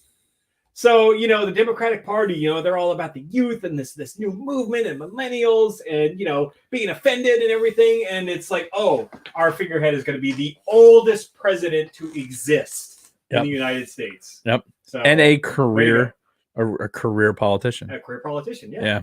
So, yeah, it's fascinating. You want change, so you select the guy that's been part of the government for like 50 years. Listen, we're going to get into it probably a little bit more, but if you think about it, I watched it was on Fox News, and I think they had what's his name, Karl Rove, and he was talking about how the people that had gone in, like apparently there was a lot of people that went and voted and just voted for Biden to get rid of Trump. Right. Not because Biden was who he was, not because what he stood for or anything else, but there's a lot of people that walked into that voting booth or turned in their mail-in ballot or however they did it. And they're didn't care what the hell else was on it, and boom, that's it. Just get rid of this guy. Right. And to an extent, I can see that now. Full transparency, I voted for Trump. I was kind of hoping he would win again, just because I think the far left doesn't deserve a win yet until they get their shit together. But we'll get into that as we go along. So, but yeah, no, that's a valid point. And this is actually a great segue into what I was going to say, because I have messages. I have 2 messages: a message for the people on the left and a message for the people on the right. So I'm going to start with the people on the right. So the people who lost this election, who, their guy didn't get in, it's going to be all right. Just like I told people 4 years ago when Trump got elected, how is your life really going to change in the next 4 years? Like, is all of a sudden fire and brimstone going to rain down? Your house is going to fucking burn down. Everything is going to collapse and it's going to be just fucking anarchy. Or are you going to go to fucking work every day? You're going to take care of your fucking family every day. You're going to pay your goddamn bills, and you're just going to live life as normal and probably just complain the whole fucking time. And that's exactly what happened. And that's exactly what's going to happen for the next 4 years. It's Joe fucking Biden, right? So if you're on the right now, if you're a Republican or you're a right-leaning person, Biden's a pretty fucking moderate Democrat by all accounts. So, like we said, career politician. He's not like fucking AOC or any of these other fucking nut jobs they have on the far left that, you know, are going to try to push, hopefully not try to push some like crazy, like super far left-wing politics. He's a career politician. He's all about the status quo. Everything's going to be fine. Yeah, I'm sorry you lost. Trust me, I was right there with you. But at the end of the day, we're all going to go to work tomorrow and everything's going to be the same. Yeah. And you're 100% right, regardless of the outcome. Mm-hmm. Although I think the day after would have been a lot different had Trump won. I think that what you saw was the reactions that were happening with a Biden win was this level of celebration that could have very easily, like, I look at it this way. Like I've been very vocal about being anti-extremism, right? So you see this extreme celebration on this side, you know that level of celebration, that coin flip is 180 degrees out. There's no moderate in the middle of that. There's no like, oh, we're going to celebrate the way that we're celebrating it, and then like we're going to lose gracefully here in the middle. Right. That's not a thing with this election. Mm-hmm. So, and I don't think it affects anything. I just think it goes, listen, I'm a guy who stands right in the middle, and I want to see the best way to see both sides is stand in the middle. Yeah. And that's the way I live my life. And honestly, you're right. We're going to go about our business. Is the economy going to change? Absolutely, it's going to change. Sure. I think what happens, and again, full disclosure, I voted for Biden, right? And a lot of it, I had one of those split tickets because, you know, I did my research and I voted for who I thought should have been in. But I voted for Biden because what I saw at the end of my military career was a foreign policy that really got us in trouble. He had the right people. The guy had the right fucking people. And he fucking fired him. He fired Esper today. Yeah, where did that come from? Well, they haven't seen eye to eye before because he's been pushing up against some of the things that have been like, okay, this is way too reactionary. This is way too whatever.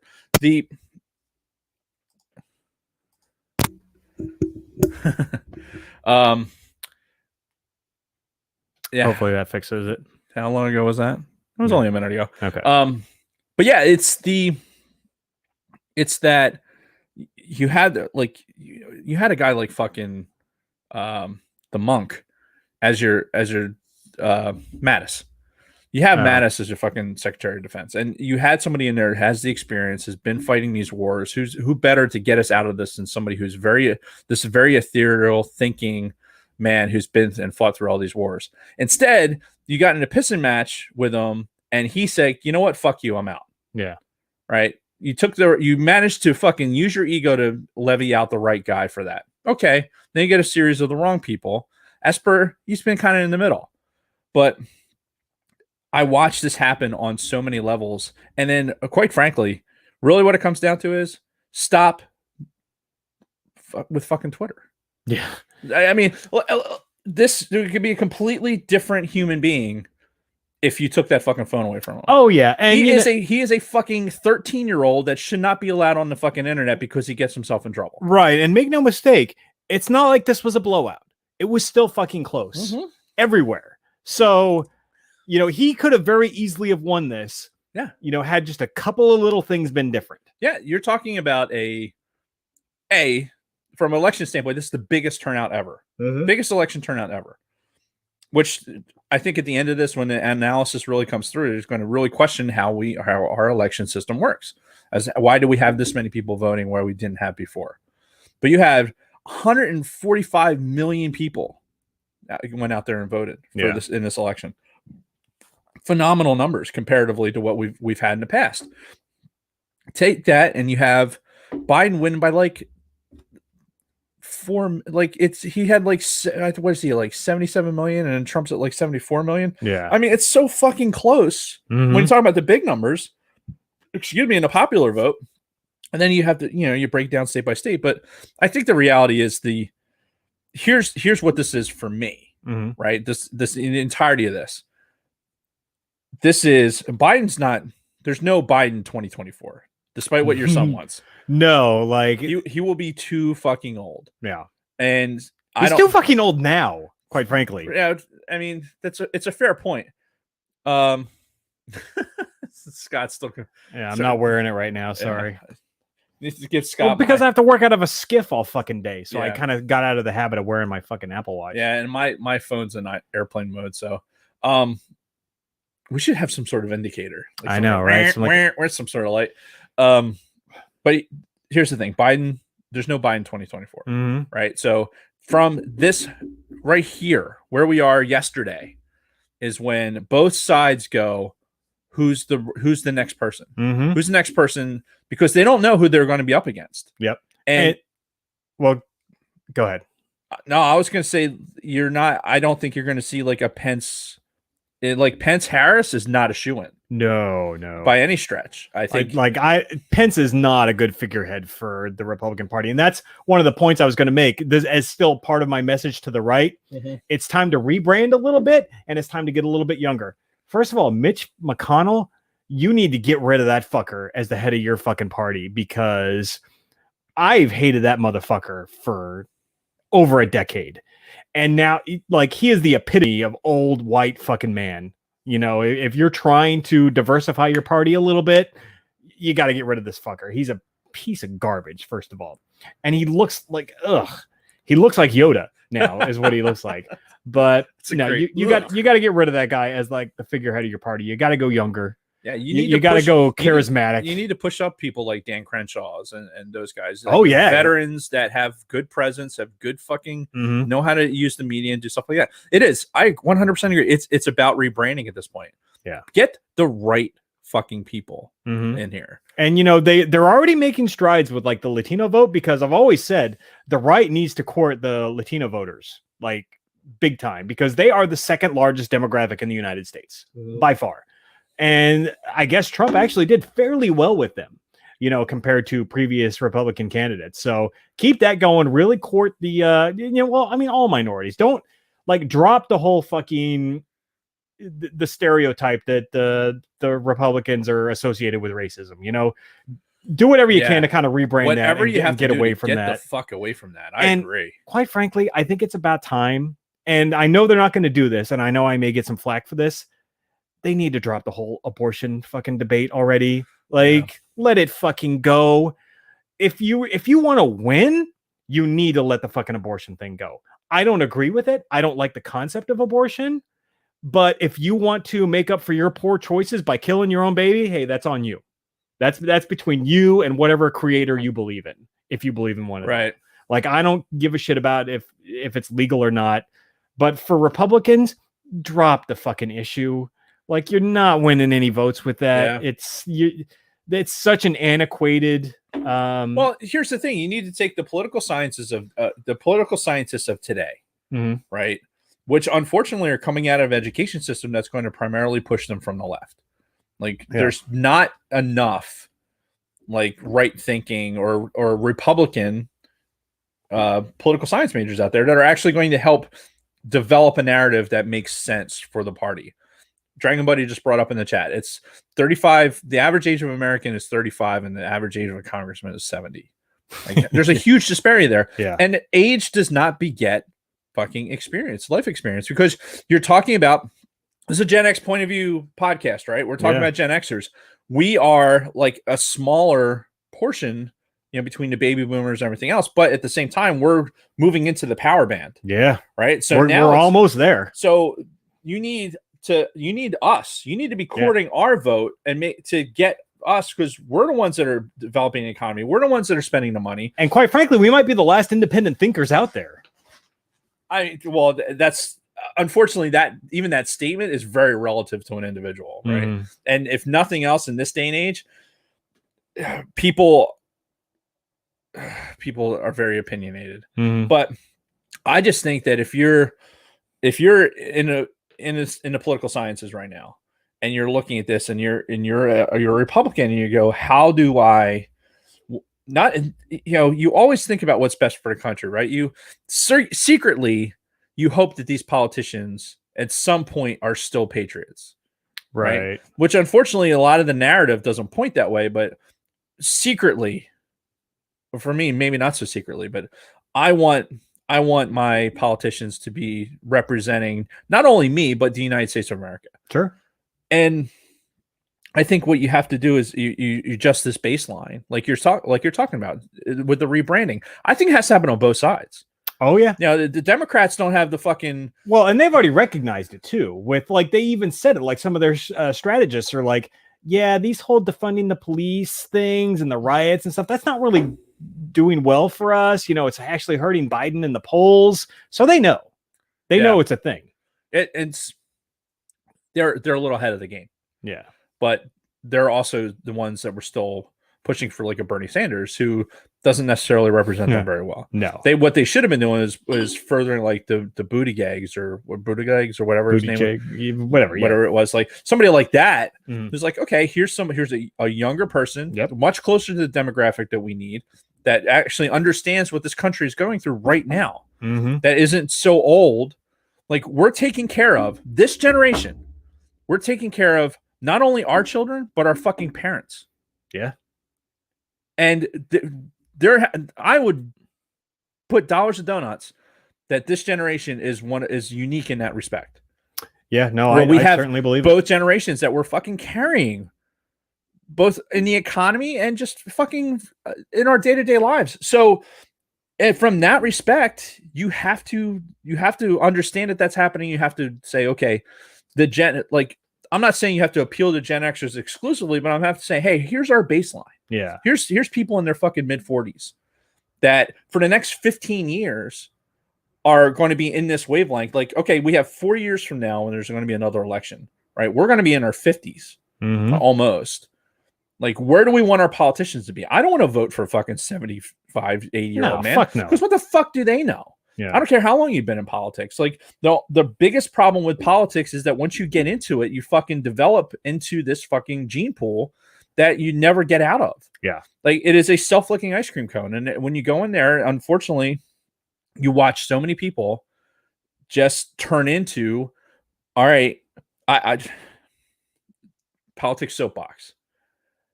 I watched too many people that have just decided we just went offline. Did we?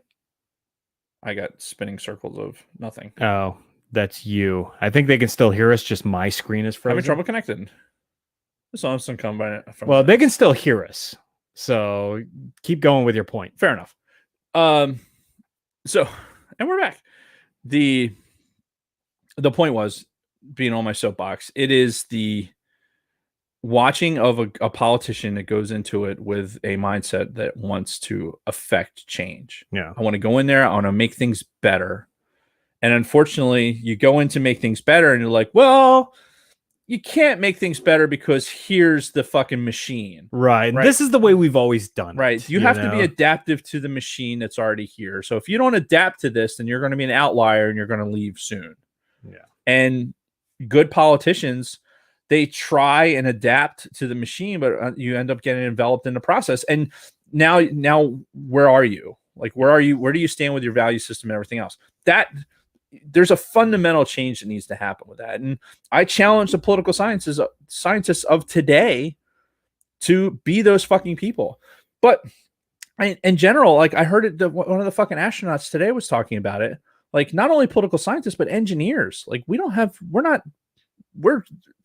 called it the gray wave. Like, we're going to have all these engineers that are going to fucking age out and retire. So as an industry, and the space industry, aerospace and everything else, like, you're losing all these STEM engineers, all these people that had engineering backgrounds. And what are you doing to replace that? Yeah. And I think you have the same mentality with politics. Yep.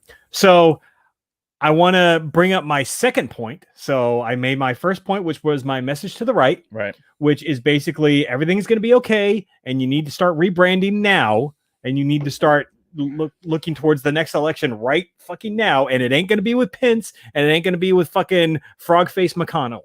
Like get some youth in there, get some diversity in there. You know, women and people of color aren't the worst things in the world. Now, my message to the left. Take your victory lap. You earned it, right? Mm-hmm. We all know, us Trump folk, we took our victory lap last time. Mm-hmm. We fucking dunked it right in your face. We kind of showed our balls a little bit. We're like, ha, you like this? Yeah. So take your victory lap. You've earned it. But do not forget how we got to this place. Because everybody wants to play the narrative that the reason why Trump got elected was because, well, everybody's racist, right? No, that is not how it happened. The reason why Trump happened is because the left took that fucking ball that they had when Obama got elected. They took it to the end zone, out into the fucking stands, out into the parking lot, and they tried to take it as far as they could fucking go. So if you want to if you want to keep going with the whole defunding the police, this whole fucking Green New Deal bullshit, if you want to take your fucking policies and you want to try to stretch them as far as they'll fucking go to the absolute ridiculous extremes, this is going to happen again. Yeah. Fucking learn from your mistakes. You know, take your victory. Baby steps. You know, progress happens in baby steps. When you try to just like shove it in without any lube, there's going to be some pushback. Yeah. So remember this. You won't remember this, but don't say I didn't fucking warn you. Yeah, I mean, there's a comment you made there about the gerbils also. Yeah, gerbils up the ass with no lube. You're 100% right. But I think fundamentally it comes down to this is phase 1, day 1 of starting and building what the parties are going to look like.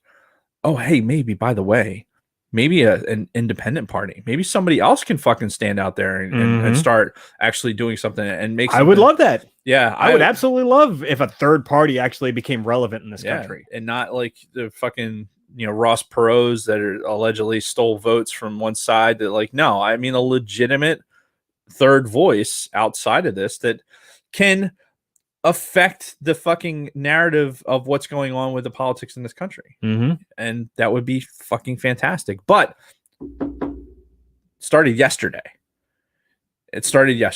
Yeah. Where actually it started Saturday. Saturday was the party. Yesterday was the hangover. Today, maybe it is today. Maybe today is is day 1. Yeah. And to be fair, to Biden's credit, he's being very good about like healing the country, like trying to end the division, unity. He's saying all the right things right now. So we'll see what happens from here. And listen, I think one of the tough parts for me is like, as somebody who does lean a little bit more to the right, is I am in favor. I'm a Second Amendment guy. I think that those words mean something, and the left seems to want to attribute that to a lot of the problems in this country, and I don't agree with that. If I have a political bone in my body, that's really it. We're sworn to protect and defend the Constitution of the United States, and read the Constitution for what it is. Yeah, in that respect, not for what you want it to be in that particular moment, because it furthers your agenda.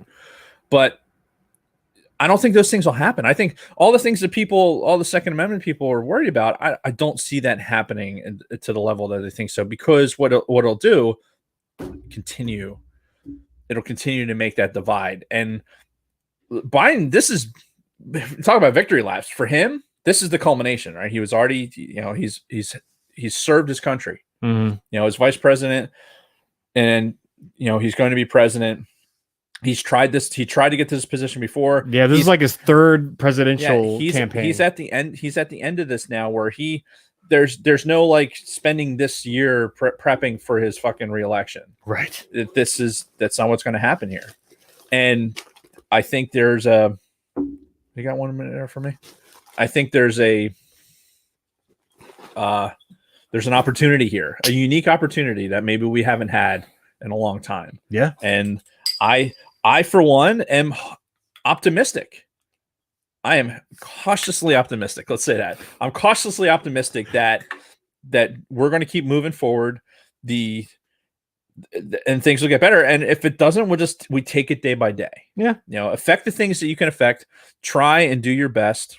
And the beauty is we have elections really every 2 years because we don't even know who's in control of the Senate right now. No, there's got runoffs and all kinds of shit. So, a lot can happen in these next 2 years. And then we have a midterm, and a midterm is always, a thing where, Jesus Christ, where stuff swings the other way. So it's an ebb and flow. But, maybe at some point, instead of swinging to each fucking extreme, that pendulum will just kind of like stay in the middle. It'd be nice. It'd be nice. It would really be nice. Hopefully this was just a glitch in the matrix, and we'll get back to the status quo. And kind of segue into what we're going to talk about next with some of the anniversary of Hurricane Sandy, where you had people working across party lines because you had it was emergency, particular in New Jersey, which affected New Jersey, a little bit in New York, but and we're about to get into some of the detail of that. But the reality of what like Chris Christie is. Yeah, the very Republican governor of New Jersey worked with the Obama administration to make sure that like the best possible scenario was going to work out after this superstorm. Yeah, coming through. And throughout the course of this, you had this moment, a very rare moment, where Christie like praised Obama, praised his response, praised the national government's response at a time when Mitch McConnell and the rest of the Republicans were opposing every single thing Obama did. Exactly like you saw during the Trump administration, the Republicans were doing to Obama, right? They opposed every single thing he tried to do, and they said every single thing he tried to do was bad, right? Chris Christie comes out, and he's like, hey, man, President Obama's coming out here. He's helping New Jersey. He's being great in his response and everything. And, I'm thrilled with all of this, and I'm very happy. And again, he's been doing a great job. He got, raked over the fucking coals for that statement, for actually saying something positive about Obama. The rest of the Republican Party is like, how fucking dare you say anything nice about him? But and in reality, that was, again, not talking like we're currently we're in a pandemic, right? We're sitting here, we're drinking beer, we're enjoying each other's company. No masks. And no masks, even though we already had COVID once, but whatever. 6 months now is what they're saying is the newest study. Yeah, and that's Phil Murphy, the governor of New Jersey right now. I watched his press release and trying to not necessarily reel everything back to what it was before, the reaction that we had before. But it feels like it's going to go that way. But yeah, but it's very, you look at what he's doing, and I can't see that as much as it's been bad. It's bad for everybody. Like I can't look at his decisions like Monday morning quarterback it and go like, God, like would this have been better than that? I mean, I think given that if I'm in that fucking room trying to make decisions, like life or death decisions, politics doesn't have anything to do with it. Yeah. Fuck you. Fuck your red. Fuck your blue. You, scientist that doesn't know a goddamn thing about politics. Come here. Right? Yeah. You don't work for Pfizer, right? Yeah, come here. Like, tell me what the fuck is going on right now. And I will base my decisions based on what you're telling me. No. And that's what you have to have with something like this, because this is war. This is biological warfare. And if we pull a playbook on how we run and how we, defend against biological warfare, guess what? We wouldn't be sitting here right now. You can't imagine the things that you'd be doing in your home right now if this was a biological warfare, if this was a chemical attack on the United States. You would not be sitting here. You'd have TVs on with antennas. There'd be no fucking cable service. Trust me on this. It would be you'd be living like something out of fucking Fallout. Yeah. And to second guess, leaders in their decision making, especially like with Murphy, because we're living it. Yeah. I say, well, look at what happened with Chris Christie. Look at what he was doing. Like, given those choices, what he had to work with and everything else. At that point, yeah, his duty is to the state. He's the governor of that state. So his duty is to the people of that state, not to his potential run for fucking president or getting on Trump's staff or anything else, which was ruined. Yeah. He made decisions that were based on the people of the state of New Jersey, the best ones that he could make. And that's what I want. That's what I want. I want you to make the tough calls, and not everybody's going to like it, but make the fucking call. Yeah. Don't be that fucking person that sits on the sideline and wait for it all to happen. And then afterwards say like, oh, well, I made that happen. Right. Like you made that happen by not doing anything. Okay, cool. Yeah. So great segue into our second topic. Hurricane Sandy blew through New Jersey, made landfall October 29th of 2012. So we just recently passed the 8-year anniversary. So you and I were both here as it happened. Yeah. I can vaguely remember, them talking about it. They're like, oh yeah, there's this chance this hurricane might hit New Jersey. Got closer and closer. And they're like, oh fuck, this is real now all of a sudden. Yes. So I had the opportunity when I was working in the IG office and we were running the Inspector General's office for civilians out there. Yeah. And I was inspection planning, right? So one of the things that we were doing was, as part of some of the exercises, was talking about hurricanes and the overlays of what Sandy was doing, like, and running these timeframes for current exercises. They were the expectation of where the storm was going to go and what it ended up turning into changed everything about how we do things. Yeah, because the expectation was that this thing was going to fucking roll off. Yeah, like every like it always does. Yep. And then the fucking knuckle that this thing turned into to fucking slam into New Jersey head on. We had days, like barely 2 days. Yeah, just a couple of days. And everything happened so fucking fast once they realized, oh no. Yeah, and for us, like just to give you like the 30,000 foot view, Jason and I were in a unit that at the time we were still in the same unit together. Yep, in the Air National Guard. Right. Which National Guard being the big key. Yeah, and usually the precedence has been that the Army National Guard handles all these things. But this particular instance, because of the size of the storm, what they were expecting, they needed the Air National Guard to participate. So Jason and I were among the volunteers that we were going to go. I mean, I volunteered, kind of.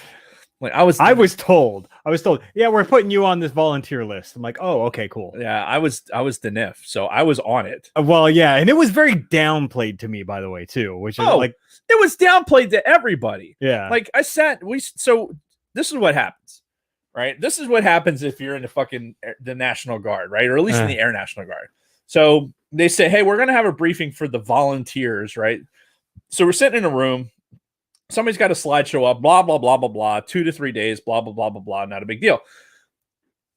Just, I think, what was it? 3 weeks before we'd had like another hurricane go through. Oh, that they had, like, it was up in the Hudson area. So they had a bunch of people deployed up in North Jersey. So we had an idea like, okay, if it happens like this, it's not going to be a big deal. Right. They'd put people out in the field. They've got pictures. They fucking took selfies and fucking did all that shit. And they came back. Right. So this one, they kind of applied the same mentality. Yeah, of that. They were downplaying it quite a bit. Let me reiterate: 2 to 3 days. Yeah, before this, 2 to 3 days. And I was basically told, like, yeah, make sure you have some stuff packed. You're gonna come in. They're probably gonna talk to you, give you a briefing, and let you know what's gonna happen from here. Right. So I really took that as I'm just gonna pack a couple of uniforms, maybe a couple pairs of underwear, not enough stuff to last me for fucking 3 weeks. Yeah, it was that 3 hour tour type thing. Yeah, because you went, okay, 3 days, cool. And I did get the overtone that, like, hey, you're going to a spot where it's you're not going to have a lot of the necessities, right? You're going into this hurricane area and it should be affected, right? We didn't know exactly where we're going yet. It was just like, okay, here's this group. We're putting this group, like we were in operations groups, so all the operation group people are going to deploy it together. Yeah. Wow, cool. So you got a bunch of fucking aviators in a fucking room to work at a hurricane shelter. Yeah. What could possibly fucking go wrong? So with little to no ground experience. I mean, the only experience I had with fucking that was my security augmentee shit that I did for fucking 3 years when I was an airman. Yeah. Right. That was the closest to supporting the sheriff department of like an Ocean County. But it was 2 to 3 days. 2 to 3 days packed for. Like, cool. That was 0 day, right? So that night, went home, and I don't know about you, but for me, when I went home, it was still a fucking super nice day. Like the day before we left was super fucking nice. Like for late October, like this was right on, like it was my birthday was the 26th. We were fucking basically packed up on the 27th, and we ended up in a shelter on the 28th. Yeah. So like right after my birthday, I'm in my fucking crawl space because I have a crawl space that notoriously floods when the water table rises. Right. We're supposed to get all this fucking water. I mean, it was fire and brimstone at one point as it got closer. I'm like, fuck, and I'm not going to be here, right? Of course, because if you can count on nothing else, you can count on, as a military member, not being home when something fucking significant happens. I concur. I.e. flooding, i.e. water heater breaking, i.e. heater breaking, i.e. you name it, you're not going to be home for it. Yeah. So you prepare yourself the best you can. For me, that was being in a crawl space, digging a fucking trench to put a pump into it, like making my own sump pump in there with a fucking Tupperware bucket and a bunch of golf balls. And while we're on the subject, props to our wives for putting up with this shit for 20 plus years. Yeah, you know, honestly, like the meme says, they're the real heroes here. Indeed, like, because we're not even going to get into what we're usually doing when we're at home. This is the one true moment as a military member, especially in the unit that we were used to be in. Yeah. This is the one moment where our lives fucking sucked. Yeah. Like we've been in the suck sometimes. Earlier in my career, yeah. Yeah, and even there was times later where it could be considered suck, i.e. Africa, most of it. True, but we're still in a hotel and just just don't drink the water. Right. And don't fucking walk around to people that are shitting underneath the airplane. Also true. Anyway, so this is the one time for this deployment of the National Guard. And for me, this is the first time I had actually gotten to do it. Yeah. Like I started in the National, I was in the National Guard the entire time. I just happened to get in an active duty billet to be able to finish out. So my first years was as a guardsman. And I activated federally twice for Bosnia and for other, I deployed for Northern Watch, right? Okay. So I never deployed as a state deployment thing. And now as I was active duty, I didn't get state deployment. Right. Which becomes a thing. And we're not here to talk about There's that. all kinds of different things with statuses. Oh, yeah. Are you on a federal status or a state status? And it's a fucking shit show. Yeah. So it's government red tape. But here's Jason and I. And we're like, okay, you know what? We're gonna go do our part. We're the fucking we're going against the insects. We're doing our part. Yeah. And this was kind of early on too. Like this was 2012. I had been in our squadron for about 3.5 years at this point. Yeah. So like you and I were starting to get comfortable with each other. We knew we had the Star Wars interests. Yep.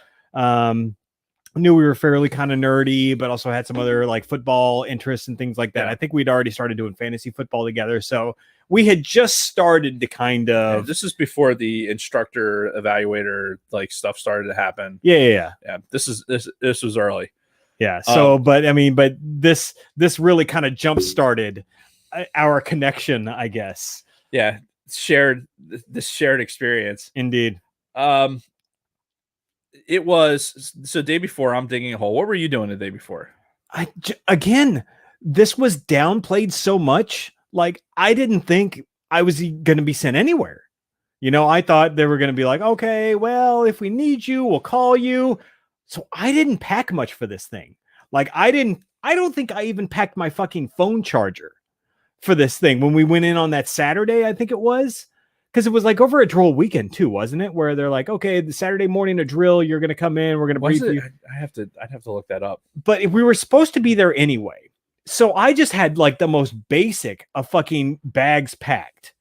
Didn't bring a phone charger, didn't bring much of anything, and then they gather us and they're like, okay, so you guys, the ops group, you're going to work the shelter in Wall, New Jersey, and I'm like, wait, what? They're like, yeah, we're going to get you guys on the bus here in about an hour. You're going to go process in the fucking building across the street. I'm like, whoa, like, really? You're not going to give us any warning? So I'm immediately on the phone with Kristen. I'm like, I need you to bring me my fucking phone charger, my fucking toothbrush and toothpaste. I need you to bring me all this stuff because they're sending me right now, and I didn't plan for any of this. See, I was a little bit more prepared than that. Yeah. I had, well, and we also had the benefit, like the squadron we were in, like in the alert facility, I had 2 weeks of fucking shit locked up. Oh yeah, me too. Bag. And so, I went into my alert bag and pulled a lot of the shit. Stuff that I was like, man, I'm not real comfortable with this. So like extra underwear and shit like that. I went into my alert bag and got that. Yeah. You know, a pair of flip-flops, like shower shoes. Yeah. You know, who would think bring shower shoes, right?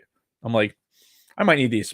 So fucking dollars, the fucking cheap $1 flip-flops that you get at the PX. So yeah, they put us on a fucking bus. They're like, here's your sleeping bag that from 1972, and here's a couple other random things. Did you get your flu shot? No. They give you your fucking flu shot. Like, oh, that's perfect. Yeah. Perfect. So, and yeah, they put us on a fucking bus. Sent us to this National Guard armory. Now, I'm writing a book about this. Full disclosure. I'm writing a book about this. It's going to have a lot more detail. Yeah. But in the book, this chapter is called It's My Fault. So I was a master sergeant at the time. I think I was still a tech at this point. Yeah. And when we got to this National Guard armory, the storm was starting. It was starting. Like it was that, okay, we're at like M+10 and this storm is coming. And they're having conversations about like wind speeds and shit like that. And I remember I'm standing in the armory. I'm standing next to Pat Pulaski, right? And they're having this conversation about the plan. The plan was to fucking, okay, you're going to be at this fucking this shelter, right? And when you get there, you're going to go in shifts. You're going to stay here at the armory and you're going to work in shifts. You're going to so every 12 hours, they're going to swap out via the bus and they're going to drive the bus in there. Oh, that's so, right. So I'm standing there and I'm saying, that we can't do that. They're like, well, what do you mean? I'm like, okay, what are the wind speeds we're talking about here? Like, oh, well, it's, winds fucking 80, 90 miles an hour, whatever. I'm like, okay, the big blue fucking school bus out there, how many of you were actually certified to drive? Like, it's on my license, and I can tell you right now that I'm not driving that in fucking 90-mile-an-hour winds. And you see all these trees everywhere. You know what happens to trees in 90-mile-an-hour winds? They fucking fall over, and this bus is not going to craggle over these fucking things, right? Yeah. So the idea that you're going to take a fucking school bus back and forth in the middle of the hurricane to swap people out is ridiculous. Yeah. So I suggested, why don't we just stay at the shelter? This is the first time I'm hearing this. Yeah, that's why it's in the book. Wow. So I made the suggestion, and it went from fucking captain to blah, blah, blah, blah, blah, and it came back around. It's like, okay, you know what? That's what we're going to do. So I'm going to be for a couple days. Yeah. So, yeah. So we get fucking, all right, we're going to, and honestly, the point the fucking armory was, we were fucking laying, there were so many people in there because they were deploying out of certain areas. It was close enough to the shore where you could effectively help people, but it was not close enough to really be where you needed to be. Yeah. Like you were going to have to be in some sort of vehicle to go back and forth. So they take us to this fucking Arthur J. Brisbane fucking shelter. One road going in and out of this place, right? One road, heavily wooded area. Oh, yes. A heavily wooded area. So they chose the Ocean County, this is Ocean County we're talking about, New Jersey, which is one of the hardest hit ones. Yep. Their plan is to have this hurricane shelter up in a wooded area and that has one road in and out to fucking be able to bring people in and out of.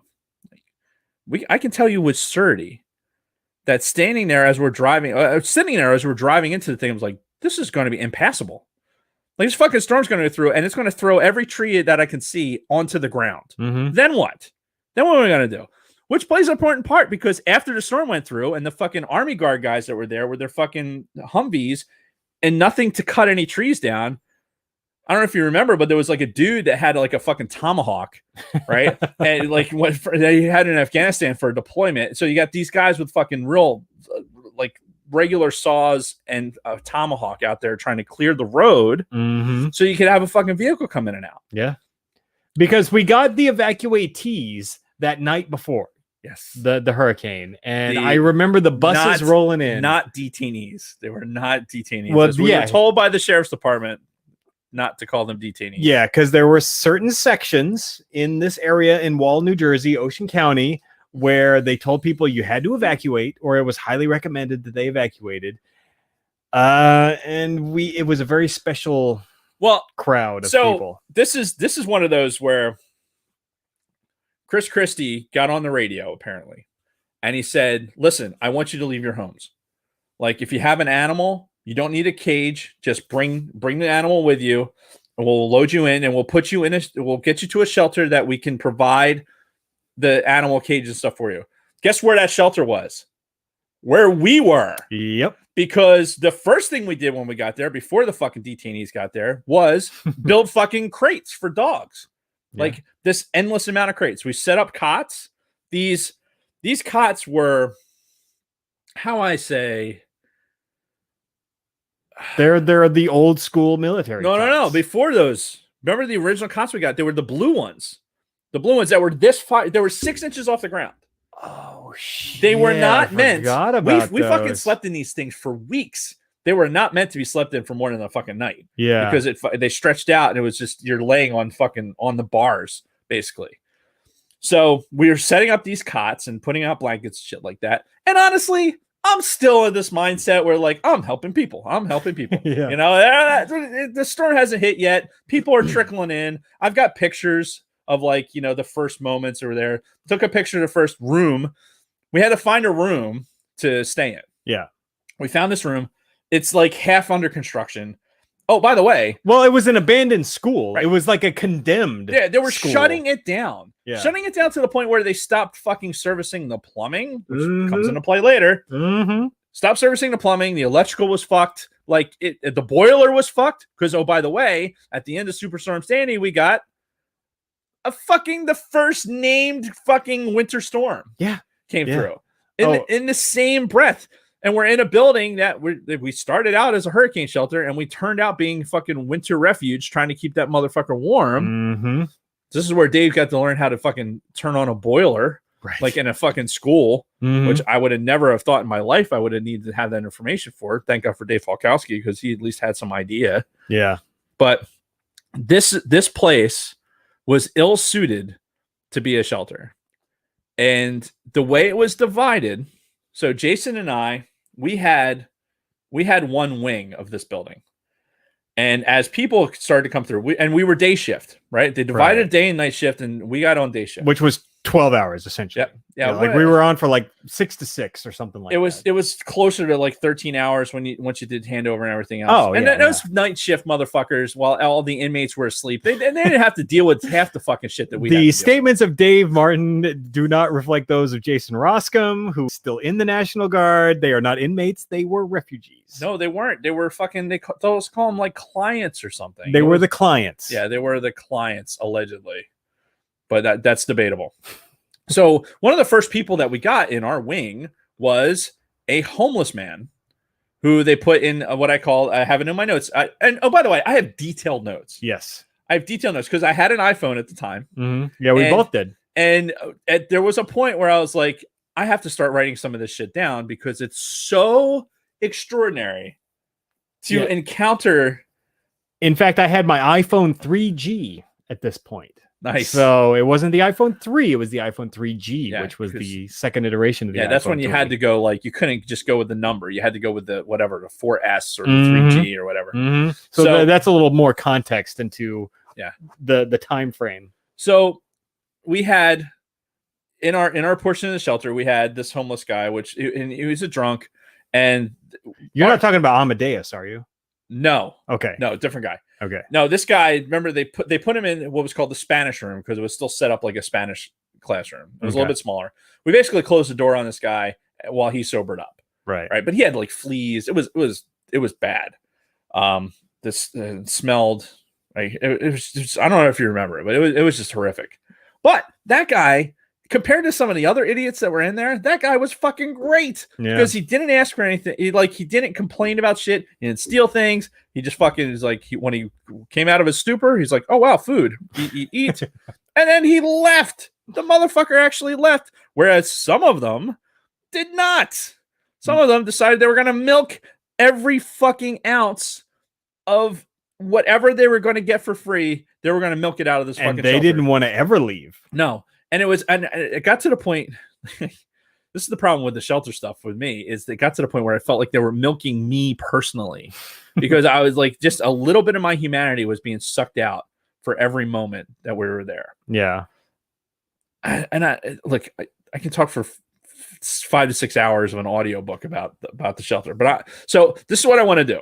Did you have notes on this? Like, the only other thing that I really had note wise was just how fucked New Jersey got, especially the Jersey Shore. Yeah. During all this, Ocean City, fucking Atlantic City, the whole Jersey Shore, which is a huge part of New Jersey's, economy and popularity and everything else, got completely just fucking decimated. It got destroyed. Like if you're listening to this and you saw pictures, that you Google Hurricane Sandy or Superstorm Sandy, you're going to see pictures of Seaside Heights, that there was a pier that had a Ferris wheel and a roller coaster, and that shit's out in the middle of the fucking ocean. Mm-hmm. Like, that's the tidal surge and everything else. It was the perfect storm to just decimate.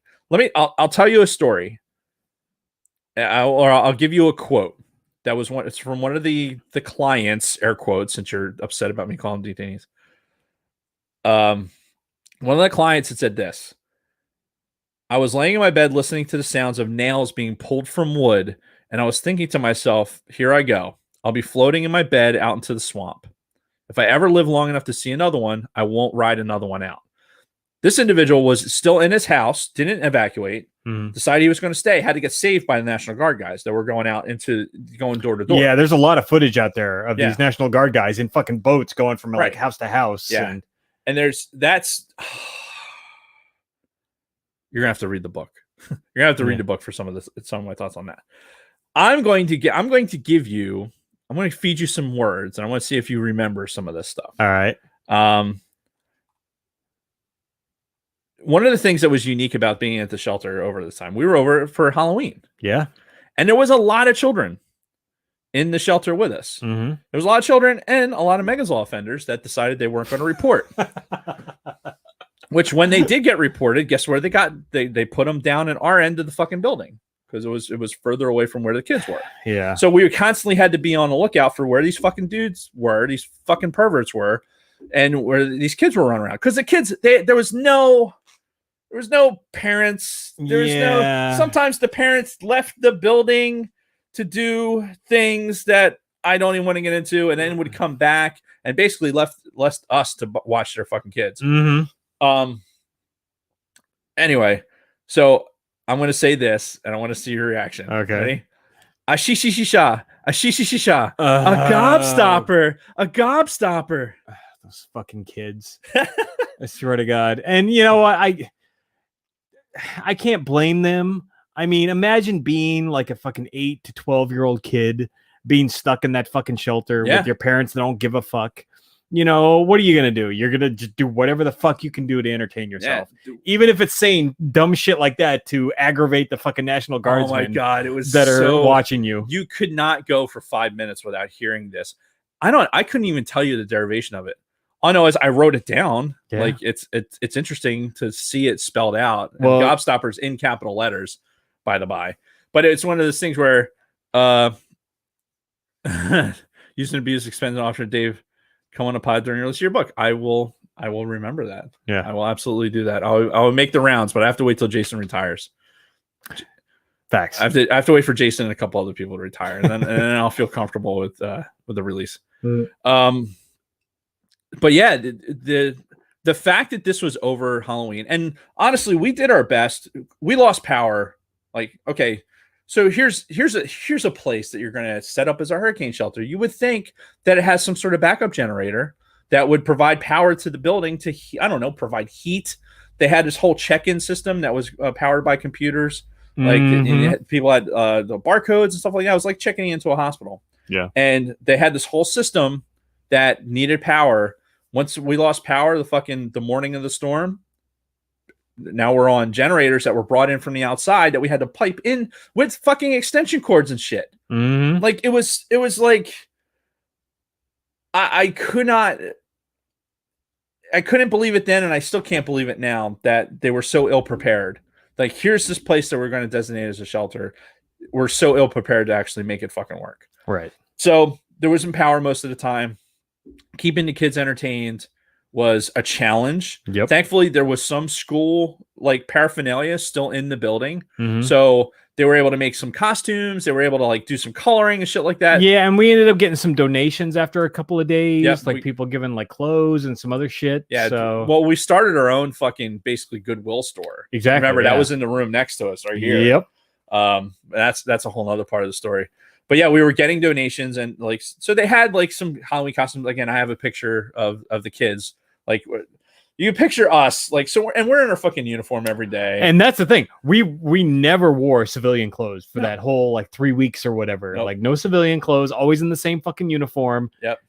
Did you ever do laundry while we were there? Well, remember so we put our stuff and they did the laundry in the juvie detention center. Oh, down that's the street. right, which was like right next to us. Yeah, because they had power down there. So they would we put our fucking skivvies and our socks and shit. Because honestly, I give a shit about the uniform. Put on a dirty uniform every day, whatever. If I had known that I was going to be there from October 28th to November fucking 12th, then I would have packed more fucking socks. Yeah, more socks, because I hate putting on a pair of socks that was already worn. Yeah. I don't care if I've only worn it for 5 minutes. That shit fucking skeeves me out. So having to put on the fucking socks that I wore, like try and rotate out the ones that were the least bit gross. And we're basically on our feet for fucking 12 hours a day too. Yeah. We had one desk. We had this little fucking portable, like one of the kids' desks that we had at our end of the building. We had a radio. Yep. That was what we did. We fucking woke up. We got our fucking briefing. And then we went down to fucking stand there and assist people that at the end of the day took advantage of us. Yeah. I'm gonna give you another word. Okay. I want you to react. All right. Hang on. I'm gonna make sure I get it right. Does the name There's a lot of notes. Sorry, I'm scrolling. Where's her name? I feel like I already know what you're gonna say. Are we talking about Nancy? No. Lois. Oh, do you remember Lois? I do, yeah. So we don't have last names for any of these people except for one, actually. But Lois was somebody who came to the shelter because she had a dog. Again, we were the animal shelter. Yeah. If we can sidebar for a minute, animals fucking stink. They fucking stink. They stink on a fucking good day, but when you put a fuck ton of them, you're like an entire classroom, like a shop class. Yeah, imagine a small elementary school classroom. Right. And you're shoving 30, 40 animals in there. Oh, I can tell you how many animals were in there. Hang on a sec. I have those numbers. Or I used to have those numbers. What the fuck? But we had everything. We had dogs. Every size dog that you can think of. We had dogs. Because remember, the bigger dogs had to get put into the fucking woodshop class. Yep. So we had a shop and everything else. And that hallway between the two of them where all the animals were is where we had to walk by all the time to fucking get in and out of the facility or go get food or clean up somebody's fucking shit on the floor. Yeah, give me a minute. God. We had fuck, I can't. I have it in another note somewhere, but there was dogs, cats, ferrets, gerbils, parrots. I was gonna say somebody had birds. Yeah, there was. I remember birds. there being birds. And I think it was Amadeus is the guy that had the birds. Did he have the? So birds? there was this one refugee who looked like Amadeus from the fucking movie Amadeus from the 80s. He had the big fucking poofy hair. Yeah. He actually played a guitar. He fairly entertaining individual. Not all there mentally. God. But yeah, like I called him Amadeus from the day because he looked like Tom Hulse. Yeah. From fucking Amadeus. His name was actually Ed. Was it? Yeah. Oh, I never caught his name. I have the note. His name was Ed, but yeah, Jason called him Amadeus, and it fit because he was a musician. He had a fucking YouTube channel. He was one of and it was mildly entertaining. In fact, if I drill through my YouTube footage right now, I could still have it in my list of favorites. Why don't you go pee? Yeah, because I want to talk about AT&T Hill. Oh, yes. And what happened with that. But let's take a very quick break. We're going to make this very, very quick. So we'll be right back after this word. 2:33 from our sponsors. I got to find that fucking note that has the all the animals. The beauty of the iPhone is that you have like the notes, right? You have the notes thing, and I've been using that since I've had iPhones. So like I have notes in my phone from like 2008. It's actually pretty crazy. Yeah, but this particular the amount of animals we had in the shelter was pretty ridiculous. But it makes sense, right? Because we were told that that was our primary function. And people they'd step on a bus to get taken to the shelter. And, we're probably not going to get just talk about it, but most of the people that came into the shelter happened after the storm went through. So you had the huge wind effect and everything else. And then you had the people that were stranded that were still coming in. Like, so the numbers of people that we had in the shelter didn't stop. Like, we're fairly low as the storm was happening. And then after the storm, we started to fill up a little bit more. And like I said, it was people that they didn't have power, they didn't have heat, legitimate reasons to need to come in there. All right, break. Back at, we'll call it 2:35. 2:35. Ready? Yep. 30 seconds of silence. Starting.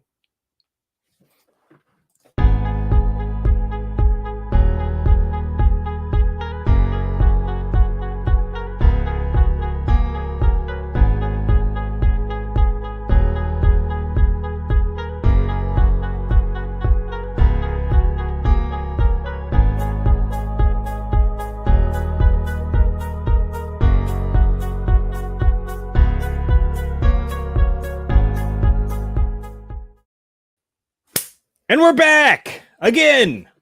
So continuing on, AT&T Hill. Yes. Do we want to talk about that? Sure. So as we're in this shelter, obviously everything's been completely fucked in New Jersey. Communication is practically non-existent, even for those of us that had cell phones. We had our handy dandy iPhone 3Gs, yep, right? But we couldn't get a signal in the shelter. We had our iPhones and we had our fucking Blueberries. Remember, we had our work Blackberries. Mm-hmm. That's right. I completely forgot about that. So, but couldn't really get a signal in the building.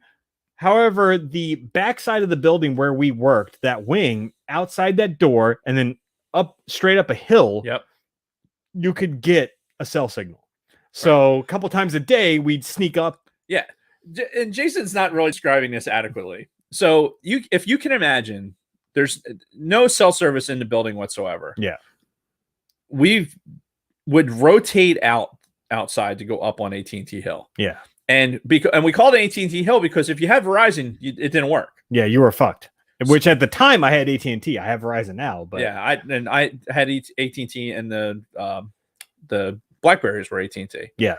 So the unfortunate reality of that was when you went up on AT&T Hill, you got fucking work email. Yeah. But sorry, what? I don't get a signal. Sorry. Yeah. So you were. That's going to come play later. So you go marching up this hill, and there was a water tower up there. Yep. And that water tower that comes into play later because apparently you need power to fill the water tower, and at some point the water tower gets low enough where you need to start filling it again, and you need power to do that. You would think somebody would think about that.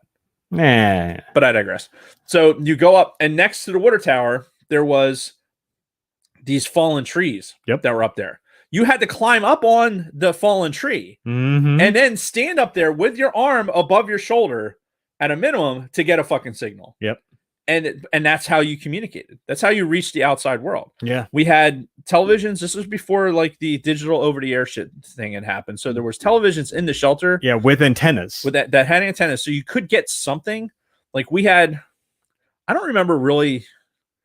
We used it mostly to play videos for the kids. Well, I remember once we rolling had into that power. room. Like, I didn't go into that room very often with the TV, but I remember rolling in there and seeing like a Chris Christie press conference. Yeah, every once in a while there'd be people in there. I remember having to like when we came on shift, like go in there and do safety checks because we're gonna come back to 18th Hill. What we were doing there, like as being the National Guard, we were there to augment the sheriff's department. Yeah. So we were just there in uniforms and boots. That's what we had. Yeah. We were a presence. Yeah, we were not. We had just happened to be there in uniform, and just like that was our purpose, was to be there in uniform. Any type of nefarious activity that was supposed to happen in there would get reported to the sheriff's department. And we were supposed to keep people relatively contained. Yeah. Not to say that we were keeping people, we weren't detaining people. Detainee Right. comments notwithstanding. We weren't there to detain people. However, we wanted people to go out and in the same door so we can maintain accountability. Yes. That's what the barcodes were for and everything else. Mm-hmm. Which I think there was a point where at the end of our wing, nobody was supposed to go in or out of that door, right? Yeah. Yeah, that door behind us, that was it. Yeah.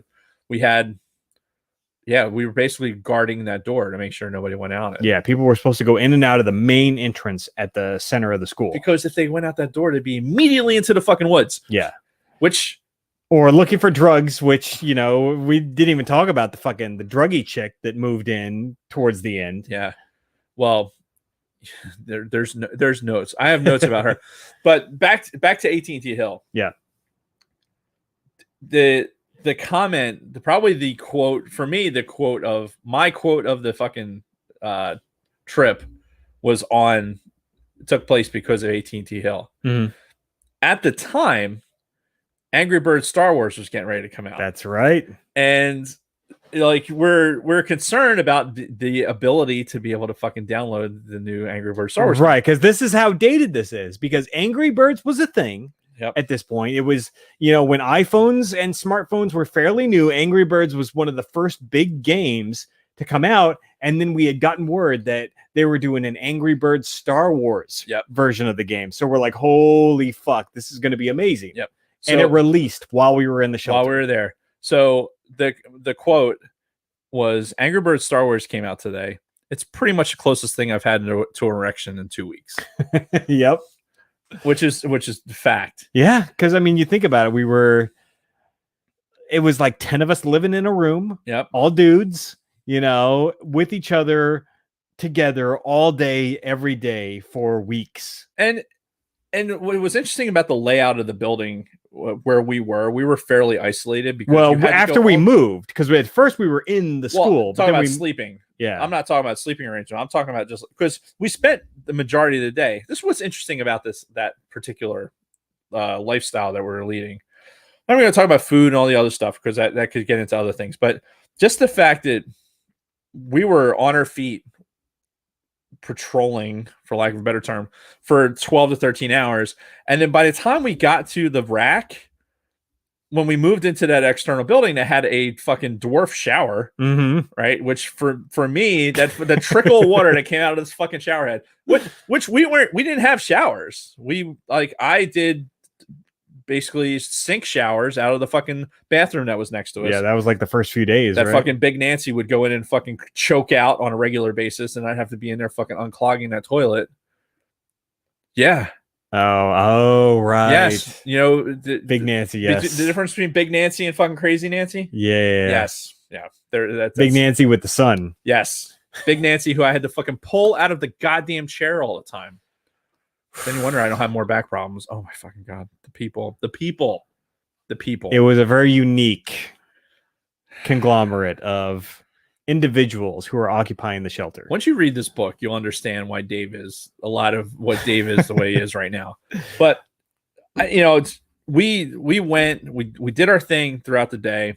We came off a shift and got ready for bed, which usually consisted by about like 5 or 10 minutes. Yeah. It was like brush teeth, wash your ass if you could, and then boom, you'd rack out. Yeah. Like there'd be some fucking chit chat, some fucking exchanging of stories of like some of the goofy shit that happened throughout the day.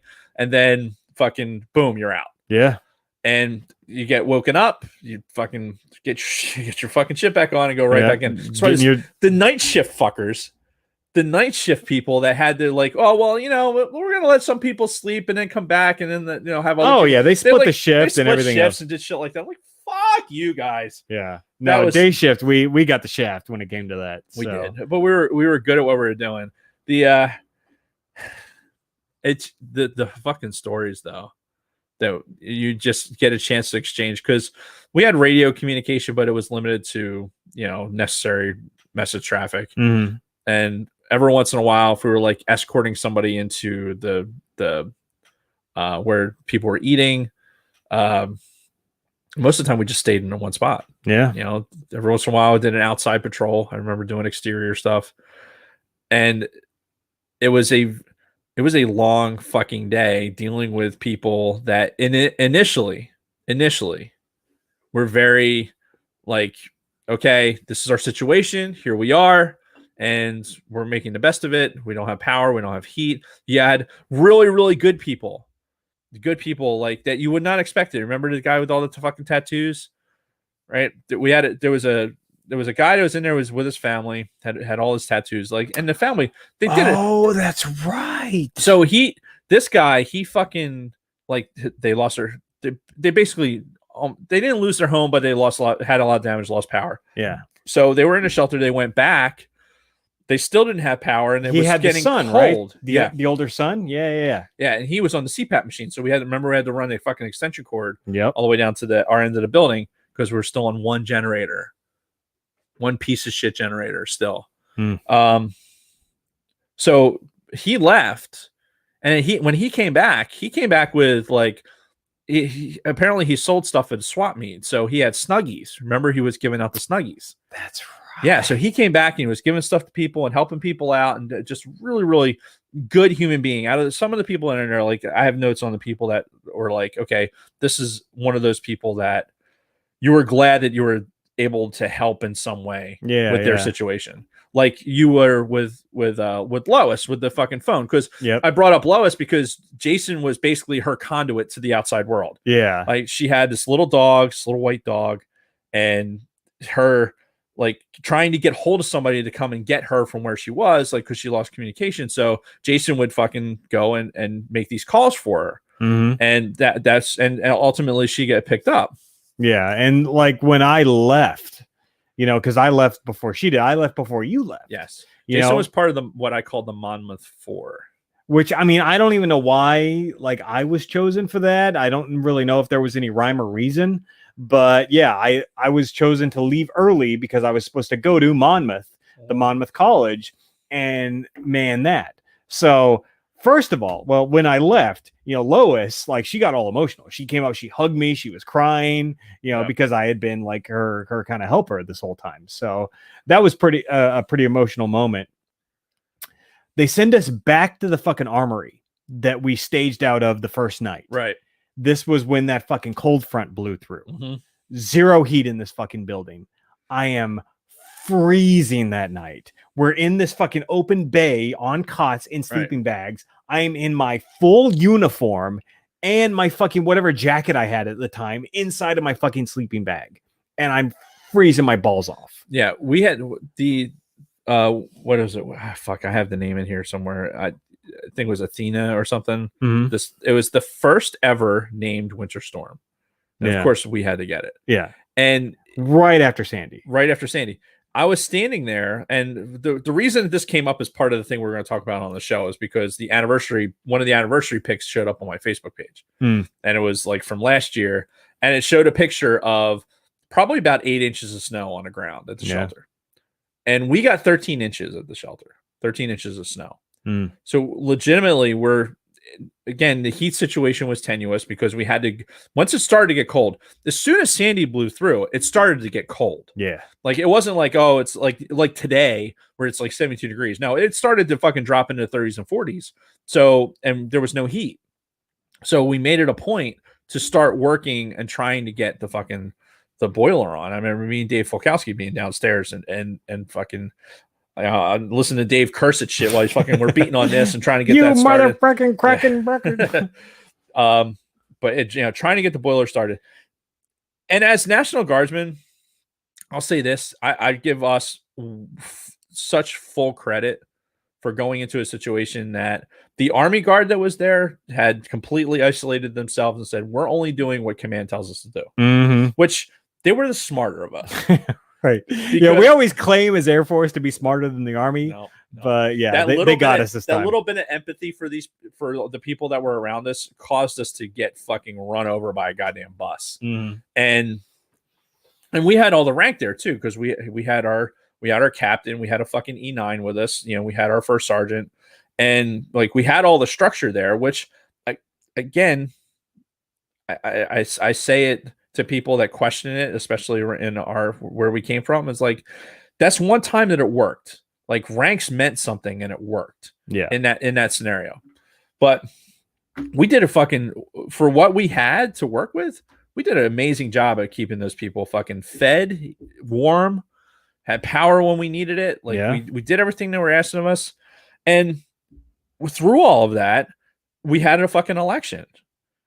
You know, so while all this fucking shit is happening, we had an election. That's right. And so this was Obama's second term. Yeah. And it was a big election. Yeah. And it kind of got lost in the shuffle in New Jersey, but the National Guard was committed to making sure that we had an opportunity to vote. I unfortunately wasn't one of them because I lived so fucking far away at the time. Like I think you lived on base. And you were already gone. Yeah, I lived on base. And then a lot of people that lived close, they were like, okay, you load it up. You're going to get the opportunity to vote, which was fine with. But they made it such a point to make sure that was going to happen. Yeah. The bitch of that was a good news, bad news thing, because the good news was they fucking got to go vote and then go home and get a shower and fucking get a clean pair of fucking underwear and shit like that. Yeah. You know, and they'd already been down there for like 10 days, but they had to come back. Oof. That was the caveat, because they were not going to 1-for-1 replace people. There was like, okay, if you go there to go do this, you have to come back. Right. So going home and having that taste of being home and then to have to come back to the fucking shit show. Yeah. That would have been hard. Because even though it had only been 10 days or whatever, yeah, it felt like an eternity. It felt like this was our lives now. Yeah. And I was there from October 28th to November 10th. Oof. Which again, probably doesn't sound like, but when you're there doing that 13, 14 hours a day, every day, helping these people that are.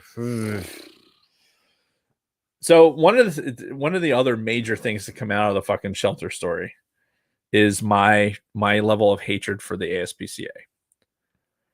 Do you remember the whole situation with the blonde with the BMW? No. So here's what happened.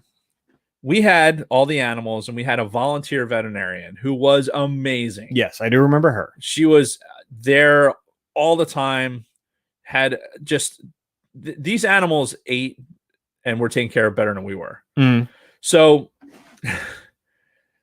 at some point, again, most of what we're talking about happened after the storm, because there was all the infrastructure in New Jersey was down. We're still taking people in because they didn't have heat.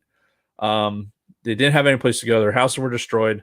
So we're getting more and more people in. November 7th, we had 150 people in that little shelter. So the veterinarian that was there was just really overworked. And a lot of the people that were there, like I would say a lot, there was a handful of people that were helping her out, help walking the animals. They had a little area outside where they could go and kind of run the animals and stuff like that.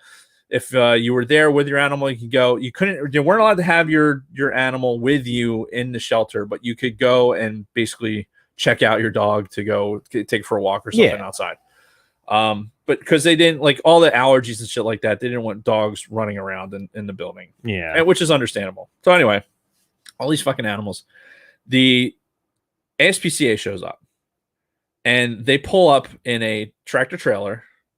They have like a no shit 18-wheeler that is full of food, like carrots and veggies and shit like that. Mind you, we were eating better than they were. Like the clients were. Yeah. Because they had, remember, they had those fucking those knockoff MREs, where at least we had MREs. Yeah. And then we had one hot meal, like a couple of days after everything happened. Like the shirt went and arranged all that stuff that we had, like the Army bring us a meal. Yeah, and those first couple though were the MREs that were there for emergency purposes were not good. Yeah, it's not even like, it just almost unedible. At least with our MREs, we didn't have a lot of them, but at least we had something we were familiar with. Yeah. So ASPCA shows up and they have all this fucking food, fresh vegetables for the lizards and shit like that are fucking in the animal area and all this other shit. And they show up and I distinctly remember there's this blue BMW that pulls up out front in the main area.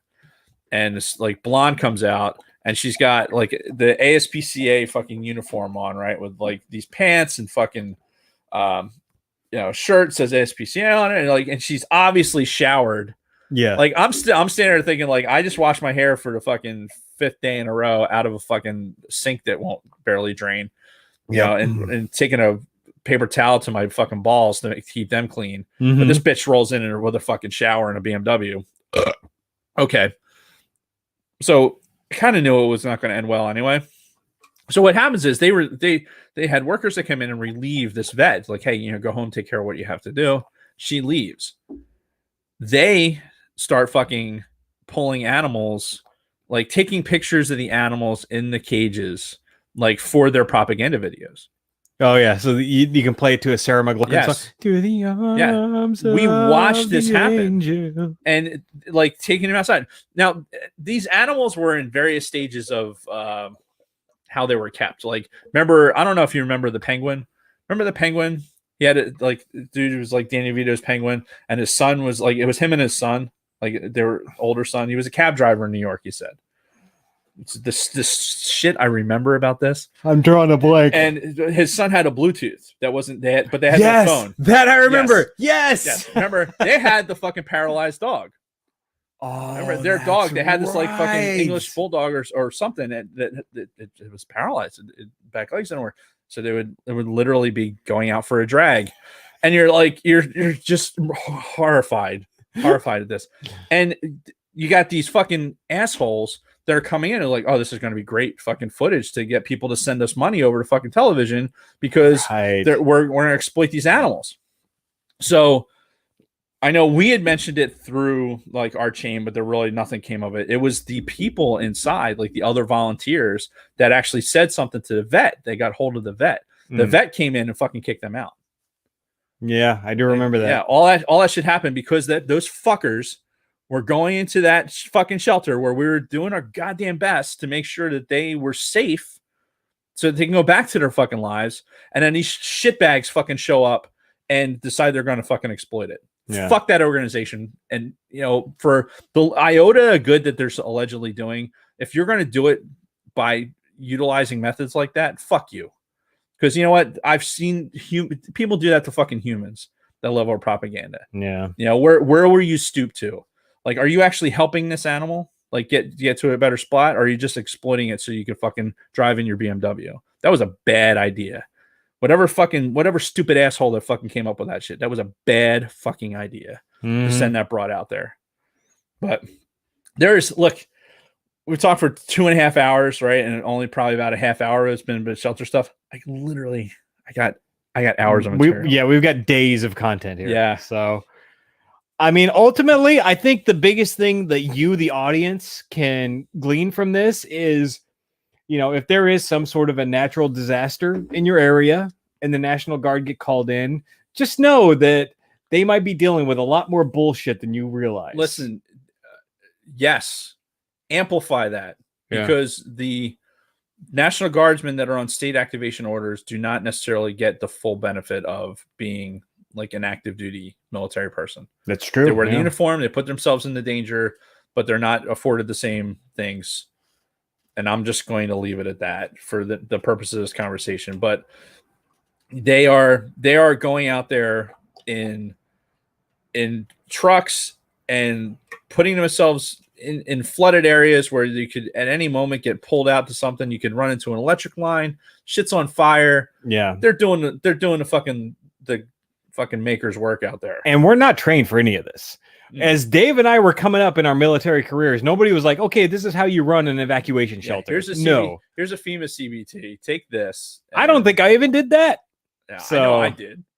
But I took a lot more of those CBTs afterwards. Oh, yeah. Because I wanted to be as fucking prepared for if that was going to happen to me again. Yeah. So that I can make sure it didn't happen to me again.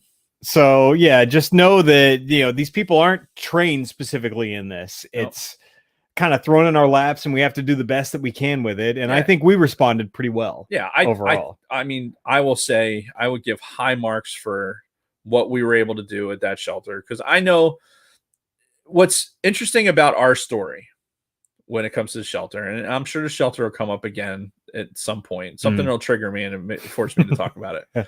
But what I will say is that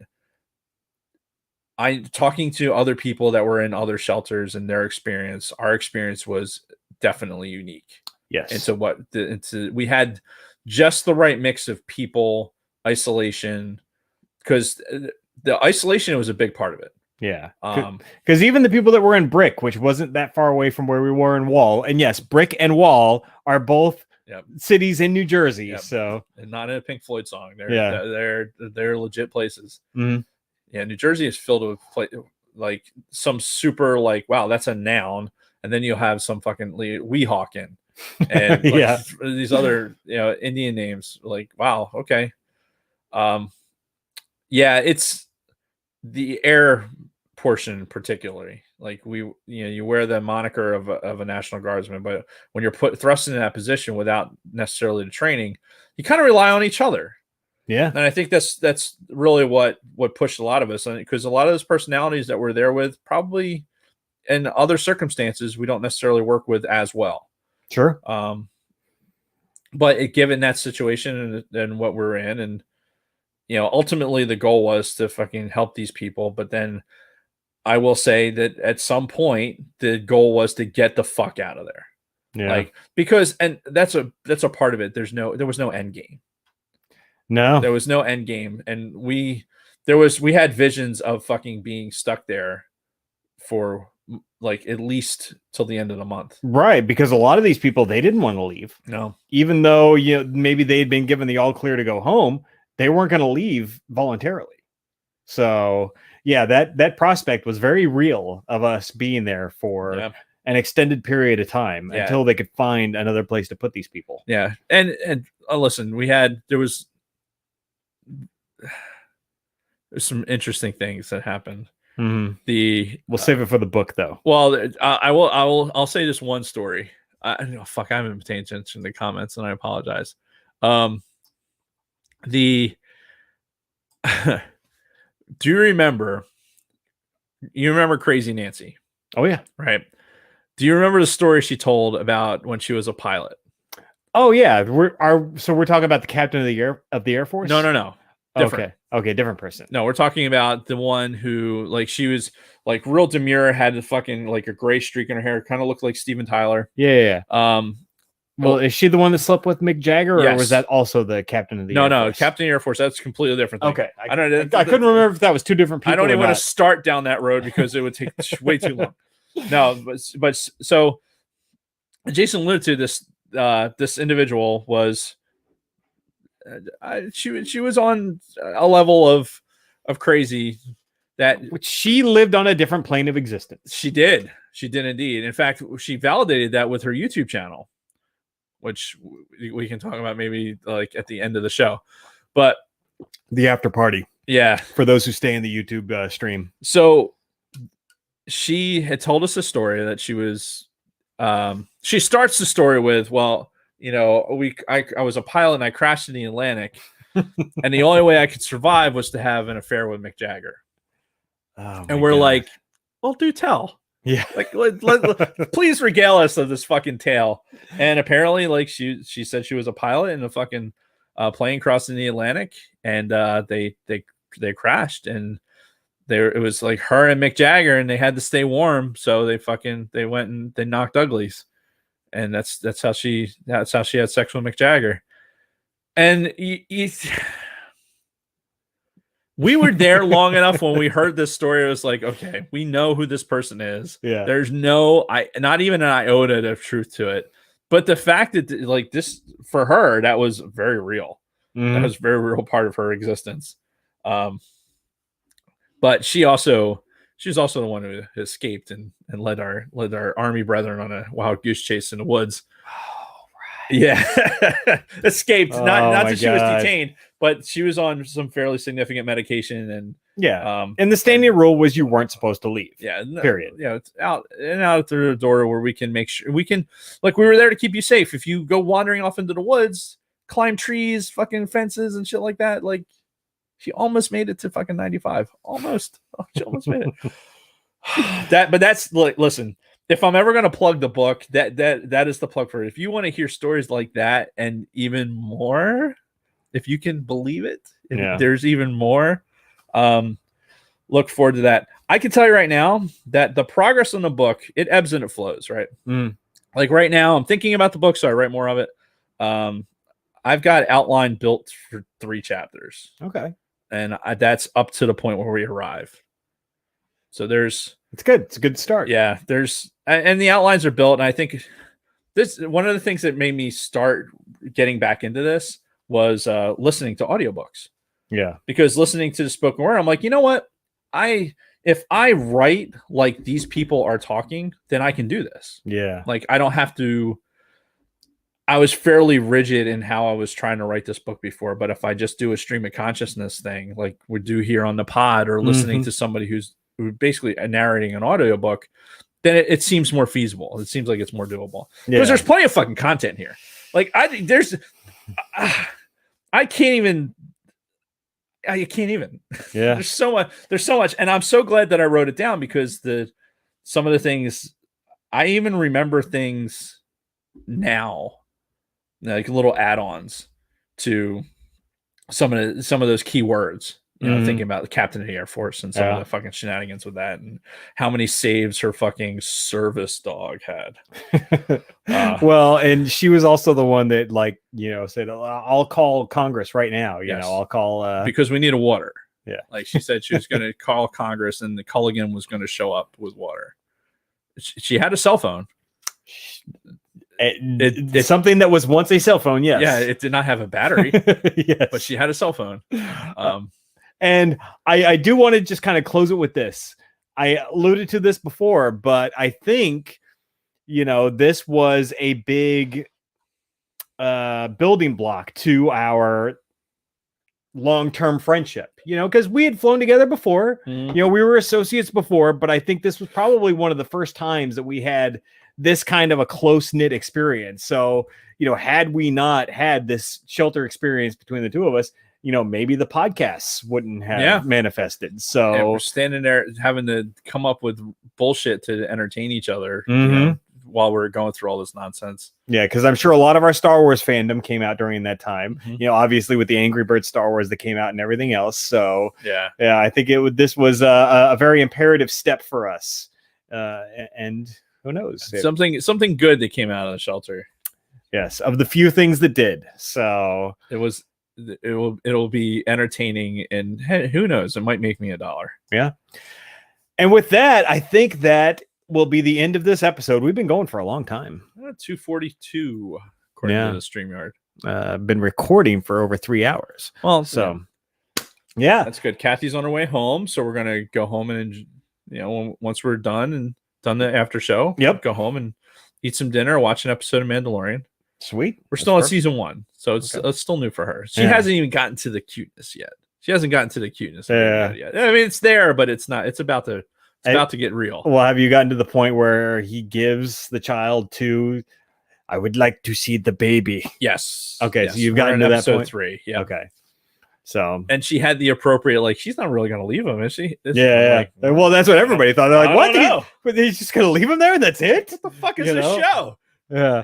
So no, it was spoiler alert. Yes, he no, we're I think we're at episode 4 tonight, Okay, sweet. or chapter 4, or however the name number. Yeah, apparently, and they're continuing the chapters with the second season, so it's not like season 2, episode 2. It's Right. chapter 10. It's Yep. like, oh, okay, so that's how we're doing this. Yeah, which So- is I'm fine with that. Yeah. As much as like, yeah, we have to celebrate by having another ATSW show for the Mandalorian episode that came out? No, I don't think so. But I have a feeling at some point there's going to be some major movement. Yeah, some relevant shit's going to come out, and we're going to probably deem it necessary for an ATSW. So be on the lookout for that. I'm sure if Boba Fett comes back, or Rosario Dawson and her mysterious role, whatever that may be, because nothing is confirmed by Disney.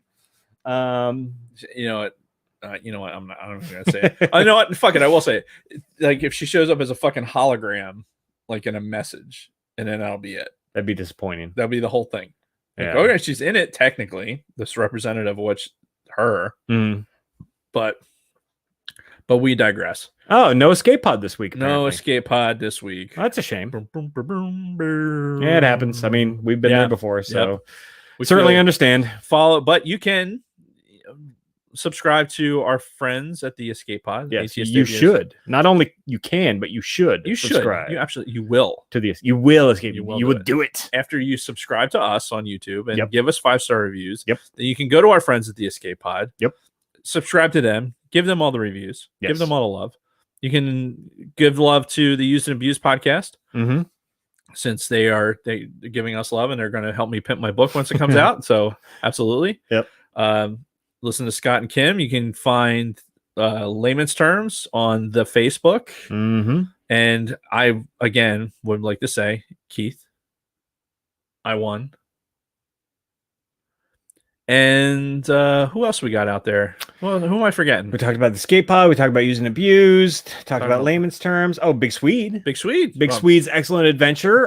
Big Swede is being like he's got family coming in town, so there's like all the projects. You have people coming in town like, oh, this has to get clean, this project has to get done. Like that's what his life right now. Yeah. So I wouldn't be surprised if he wasn't able to log in tonight. Mm-hmm.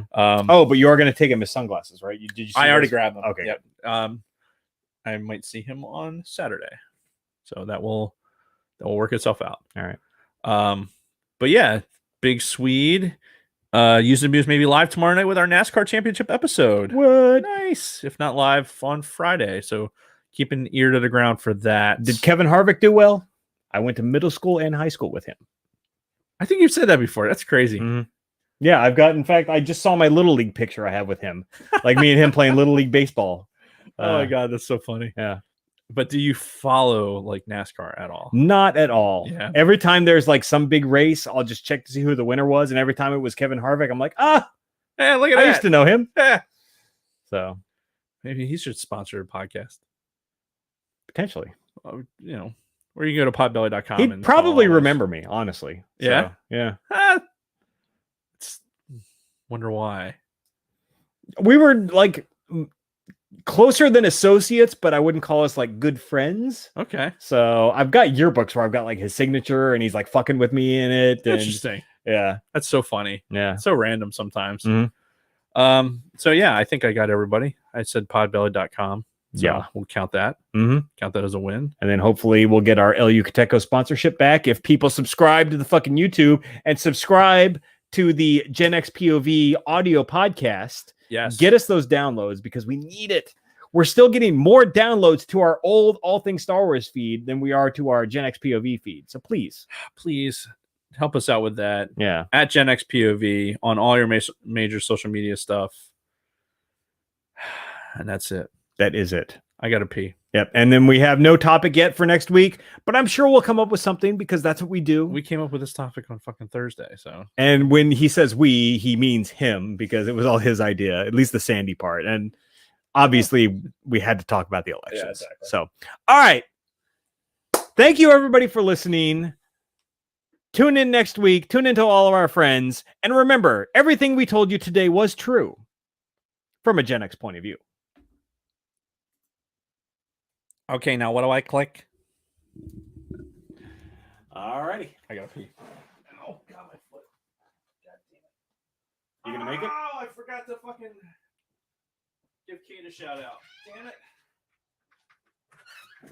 That's what he gets, I guess. All right. So we're doing something new here today. So during the course of the after party, since we got the new hardware in here, I'm going to actually attempt to edit and post the audio version of the show whilst we do the post-game show. If that makes any sense. Gen XPOB 15. Oh, episode 15 raw. And we'll see if this works out, because I was telling Dave, it's very hard for me to get motivated to actually edit and post the podcast, because it'll be a day or two afterwards and I'll be fucking tired, and it's a matter of like loading up the fucking computer that the editing software is on, fucking downloading the file from wherever I uploaded it to make the transfer, and then getting in there and like doing the truncate silence and adding the intro music and all this other stuff. So I figured doing it all from the same computer that I now moved here into the studio should be easier. And Dave came up with the idea, well, fuck, do it while we're doing the fucking post-game show. Yeah. So that's what we're doing right now.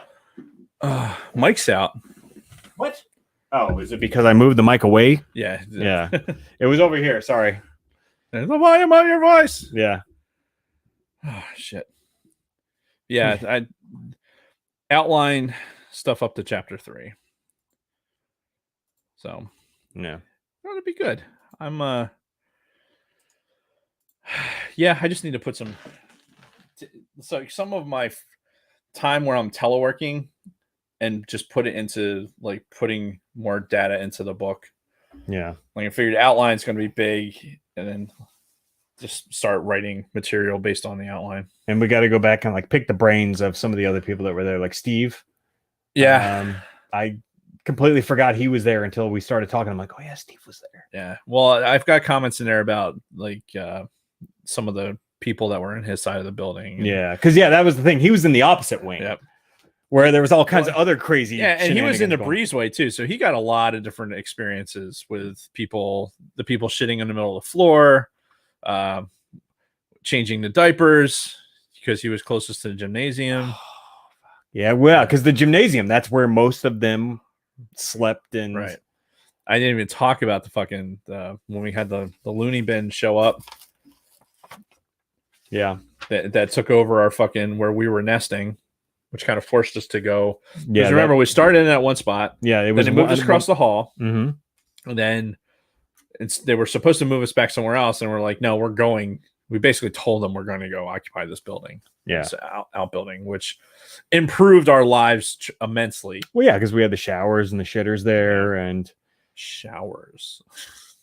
You call them dwarf showers. I call them normal showers. So. It was just my fucking belly button got a good rinse out, but it beat the alternative, man. I remember just getting up in the morning and going and just trudging into that fucking bathroom and just in the dark and washing myself off. Yeah, there's so much stuff so much good stuff that I'm afraid to give out for free in the fucking thing. But yeah, I've actually compiled a lot of stuff from other people, but it really, I kind of want to isolate it to my experience.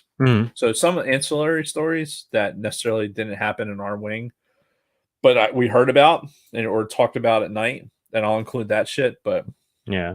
If it didn't really happen to me, I didn't want to include it. Yeah, because that was half of our nights was us kind of getting the debrief from the other fucking wing. Yeah. Like, oh, what kind of bullshit happened with you guys today? You know, here's the captain of the Air Force saying some other fucking outlandish shit today. The time when she hit her head.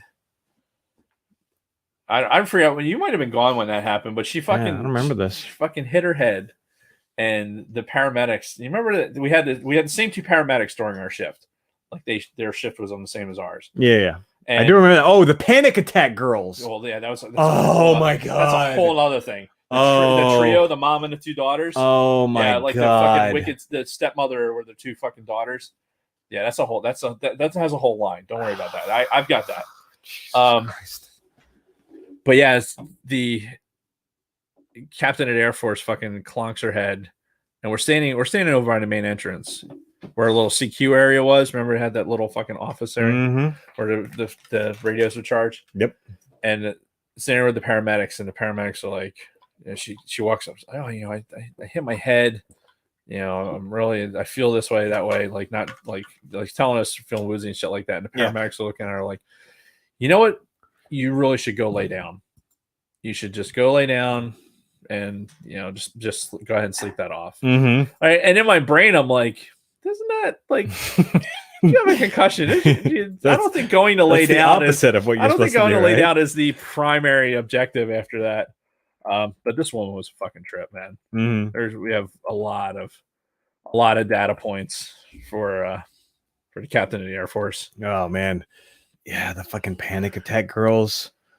I'll remember it. Like this visual is ingrained in my brain because you know they would alternate having panic attacks, right? And I can remember one of them being down. She's and I remember her looking up. Yep. Like, are people watching? Okay. Yeah. Am I getting somebody's attention? And they'd rehearse. Remember, they'd be over they're chatting, and you could tell they're like getting ready for the performance. It's like, you know, they're over there, you know, exercising their voices and shit, doing shit like that. And oh yeah, it was fuck.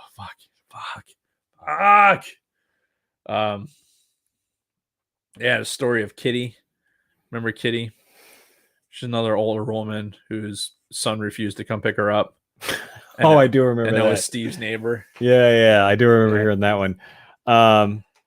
Well, I loved fucking Crazy Nancy, Big Nancy, Big Nancy's son talking about I caught him masturbating to magazines, and I'm like, Jesus Christ. Yeah, wearing that fucking onesie that FEMA found him in. Oh, I didn't even talk about FEMA. Oh, when FEMA showed up, like, there's 6 people still watching. So FEMA shows up after the fact, and we're in a building with no power. Yeah. No cell phone signal. Yeah, and most of these people don't have phones. Right. This is 2012. This is, you know, still early on when everybody was starting to get cell phones. Right. You know, some of the less fortunate people didn't have one. And data plans were still expensive. Yeah. You know, having a data plan was still a thing. Yeah, and again, we had no signal anyway, so it was kind of irrelevant. You had one computer, and that computer was attached to the network that made the fucking check-in process work.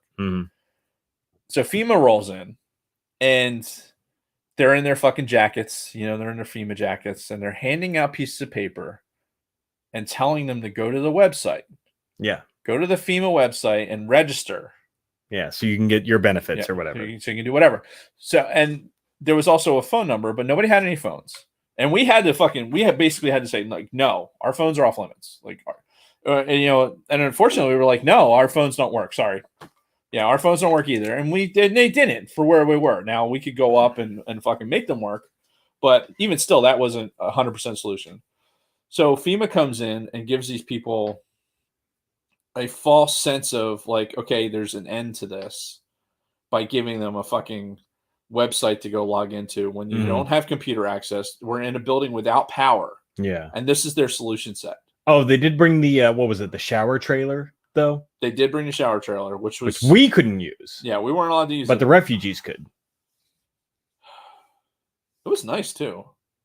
Yeah. Like when they first pulled it up, I looked in there before fucking homeless guy.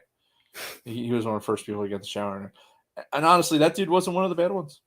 Yeah. He really wasn't. He was like, he's one of those dudes that sobered up and was 100% appreciative of the fact that he was not floating in the bay.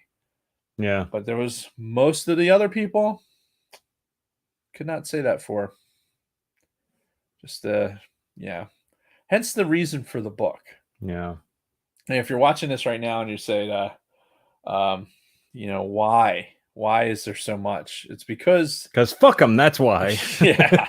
Fuck them. That's why. Yeah. The shelter experience affected my, my level of empathy for other humans. Yeah. Because of the level of, I just don't like being taken advantage of. And that's that all that was. After you helped people and you got to see people being helped and that was good. And then the rest of it happened. Yeah. And it just was not a good experience. And fuck the ASPCA. Fuck them right in the ass. Because after that shit, no, can't subscribe to it. Yeah. It's a shame. Because they probably do good stuff, but Dragon Buddy says, "I'll buy a copy book." Well, thank you. I would hope that people that are regular listeners would actually help out with that. Oh yeah. I'll have to narrate an audiobook for it. Oh yeah, you should. Which, by the way, so I was telling Kristen the whole radio voice story. Yeah. So she's like, "You should do audiobooks." I'm like, "Well, it's kind of a hard industry to break into." And she's like, "No, you should do audiobooks and do romance novels." She's like, "Women who listen to romance novel audiobooks obsess over the men who narrate those." I'm like, "Really? Even they could be like Danny DeVito looking fucking guy." She's like, "It doesn't matter." Right. She's like, "There's all these fucking Reddit threads on women who are just like madly in love with these fucking audiobook narrators for the romance novels because they want to hear their voice." That's really funny. Yeah. Do you remember going out to San Francisco Center, like over HF? Oh, okay. I'm like, yeah. I don't know when the last time I was in San Francisco. No. But so there was, talking about radio voices, there was a female controller who she would do the high frequency radio for when you're doing oceanic crossing for the Pacific, mainly going from like San Fran or LA down to Hawaii. Mm-hmm. And it was one of those when you're on the radio for it, you're like, oh man, I hope she's on, because it's just one of those voices. It was like it's just erection inducing fucking voice. I do remember that. And it was like, and it's the same thing. Like, that the person on the other side of this is probably a fucking troll, but it doesn't matter. It doesn't matter because that's all you're listening to for fucking hours is that person's voice.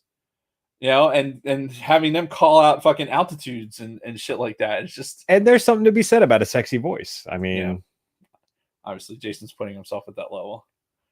My voice. I'm not saying I am. I'm just saying like my shit's too fucking. My shit breaks up too much. I don't think I could do. It's just like doing any other voice work. I don't know that I can maintain it. Right.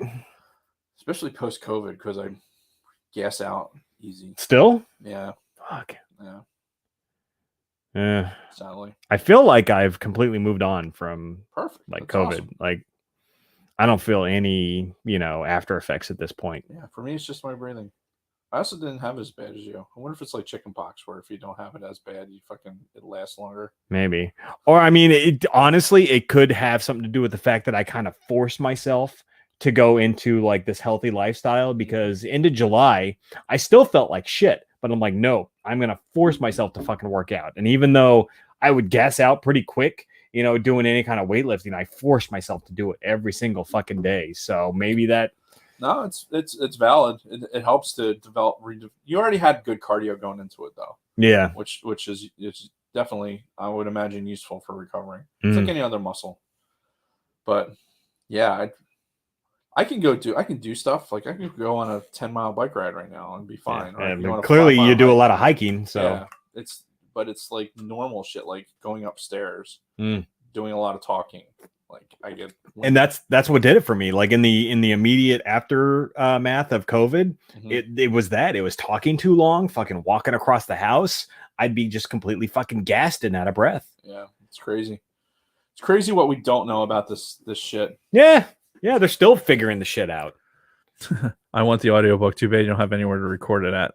Yeah, right. Listen, all of our fans will get autographed copies if you buy a copy, because I would imagine, like, so legitimately, right? I signed up for a couple different things, like, and I'm following stuff on Reddit for like people, aspiring writers, that people want to get a book out or something. And you have to, like, the days of trying to go and get a publishing house to fucking print your book are like gone. You have to start with something like either working with Amazon that like they'll print on demand, or or some other service. There's other companies out there that'll they'll do on-demand printing. Yeah, that you can do it. Well, you would think in the digital age it'd be even easier, but there's still a lot of people that just go fucking with the printed page. Yeah, you'd be surprised. And personally, I mean, I don't know. I'm still a fan of the printed page. I haven't been able to convert completely over to reading on digital. I think it just, I don't know. Maybe if I had one of those Kindle Paperwhites or something like that. Like those are the greatest, honestly. Yeah, I think I would need to get something like that. Yeah. And then I would be able to move away from a book. But there's still some of the more esoteric stuff that I read is not available on Kindle. And so you just got to get the book. And some of those books, like some of those, the ones that I'm doing research on for masonry, it's, on-demand printing. Like this, the same shit. Or if some old text that they fucking basically... The sacred text! Yeah. The uber sacred text. Yeah. Uber secret sacred text. Right. How we doing? We uploaded? No, not yet. I'm gonna need a couple of minutes to actually put the headphones on and kind of do some actual editing. I'll do that when you leave. Sweet. But I've gone through some of the more tedious steps already. So now it's just a matter of these are your tedious steps. Yes. Just clipping out the breaks, adding our intro music, exporting, call it good. You need to work on your like a piano. You need to do a piano track and then a guitar track, and that should be our intro music. Yeah, which by the way, yesterday was Kristen's birthday, and I woke her up serenading her with the happy birthday song on guitar. Nice. Yeah, I'm sure she appreciated it. She did. Nice. So I was being sarcastic, but nice. I'm glad she appreciated it. Yeah. I forgot that she was working. I was gonna say happy birthday in person. Oh, yeah. Happy birthday, Kristen. Sorry, I missed it. And today is actually the birthday of Bernadette, who did the art for the podcast, which, by the way... Oh, One Classy Gal on Instagram? Yep.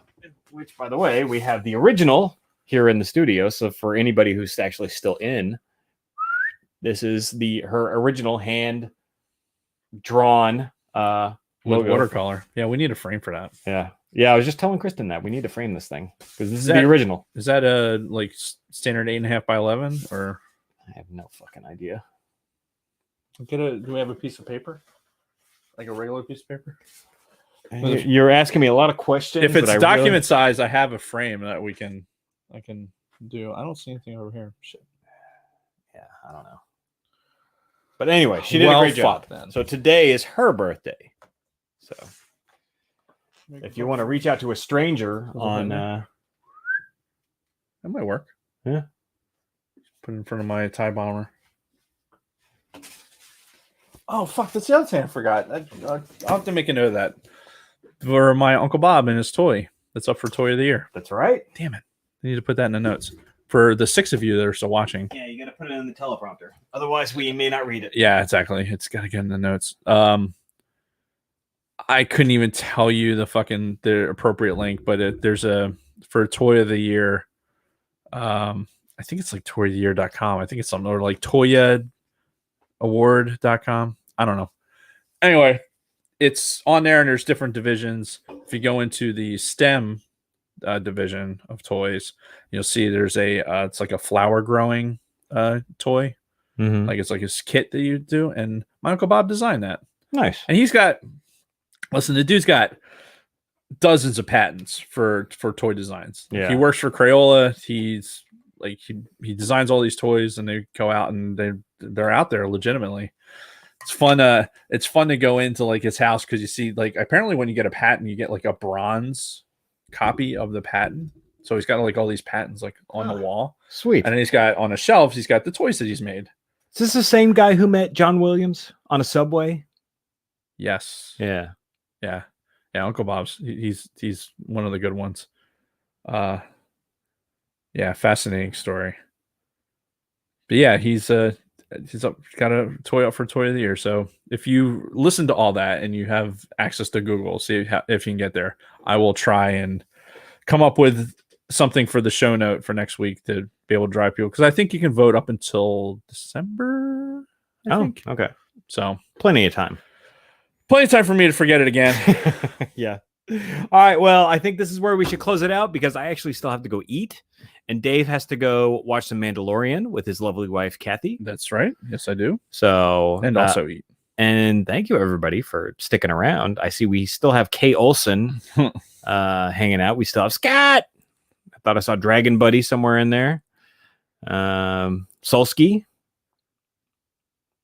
We just added one. What happened? How'd that happen? I have no idea. Like I can, if I hover over the eyeball, it says Ben's still in the chat. Bye. Yep.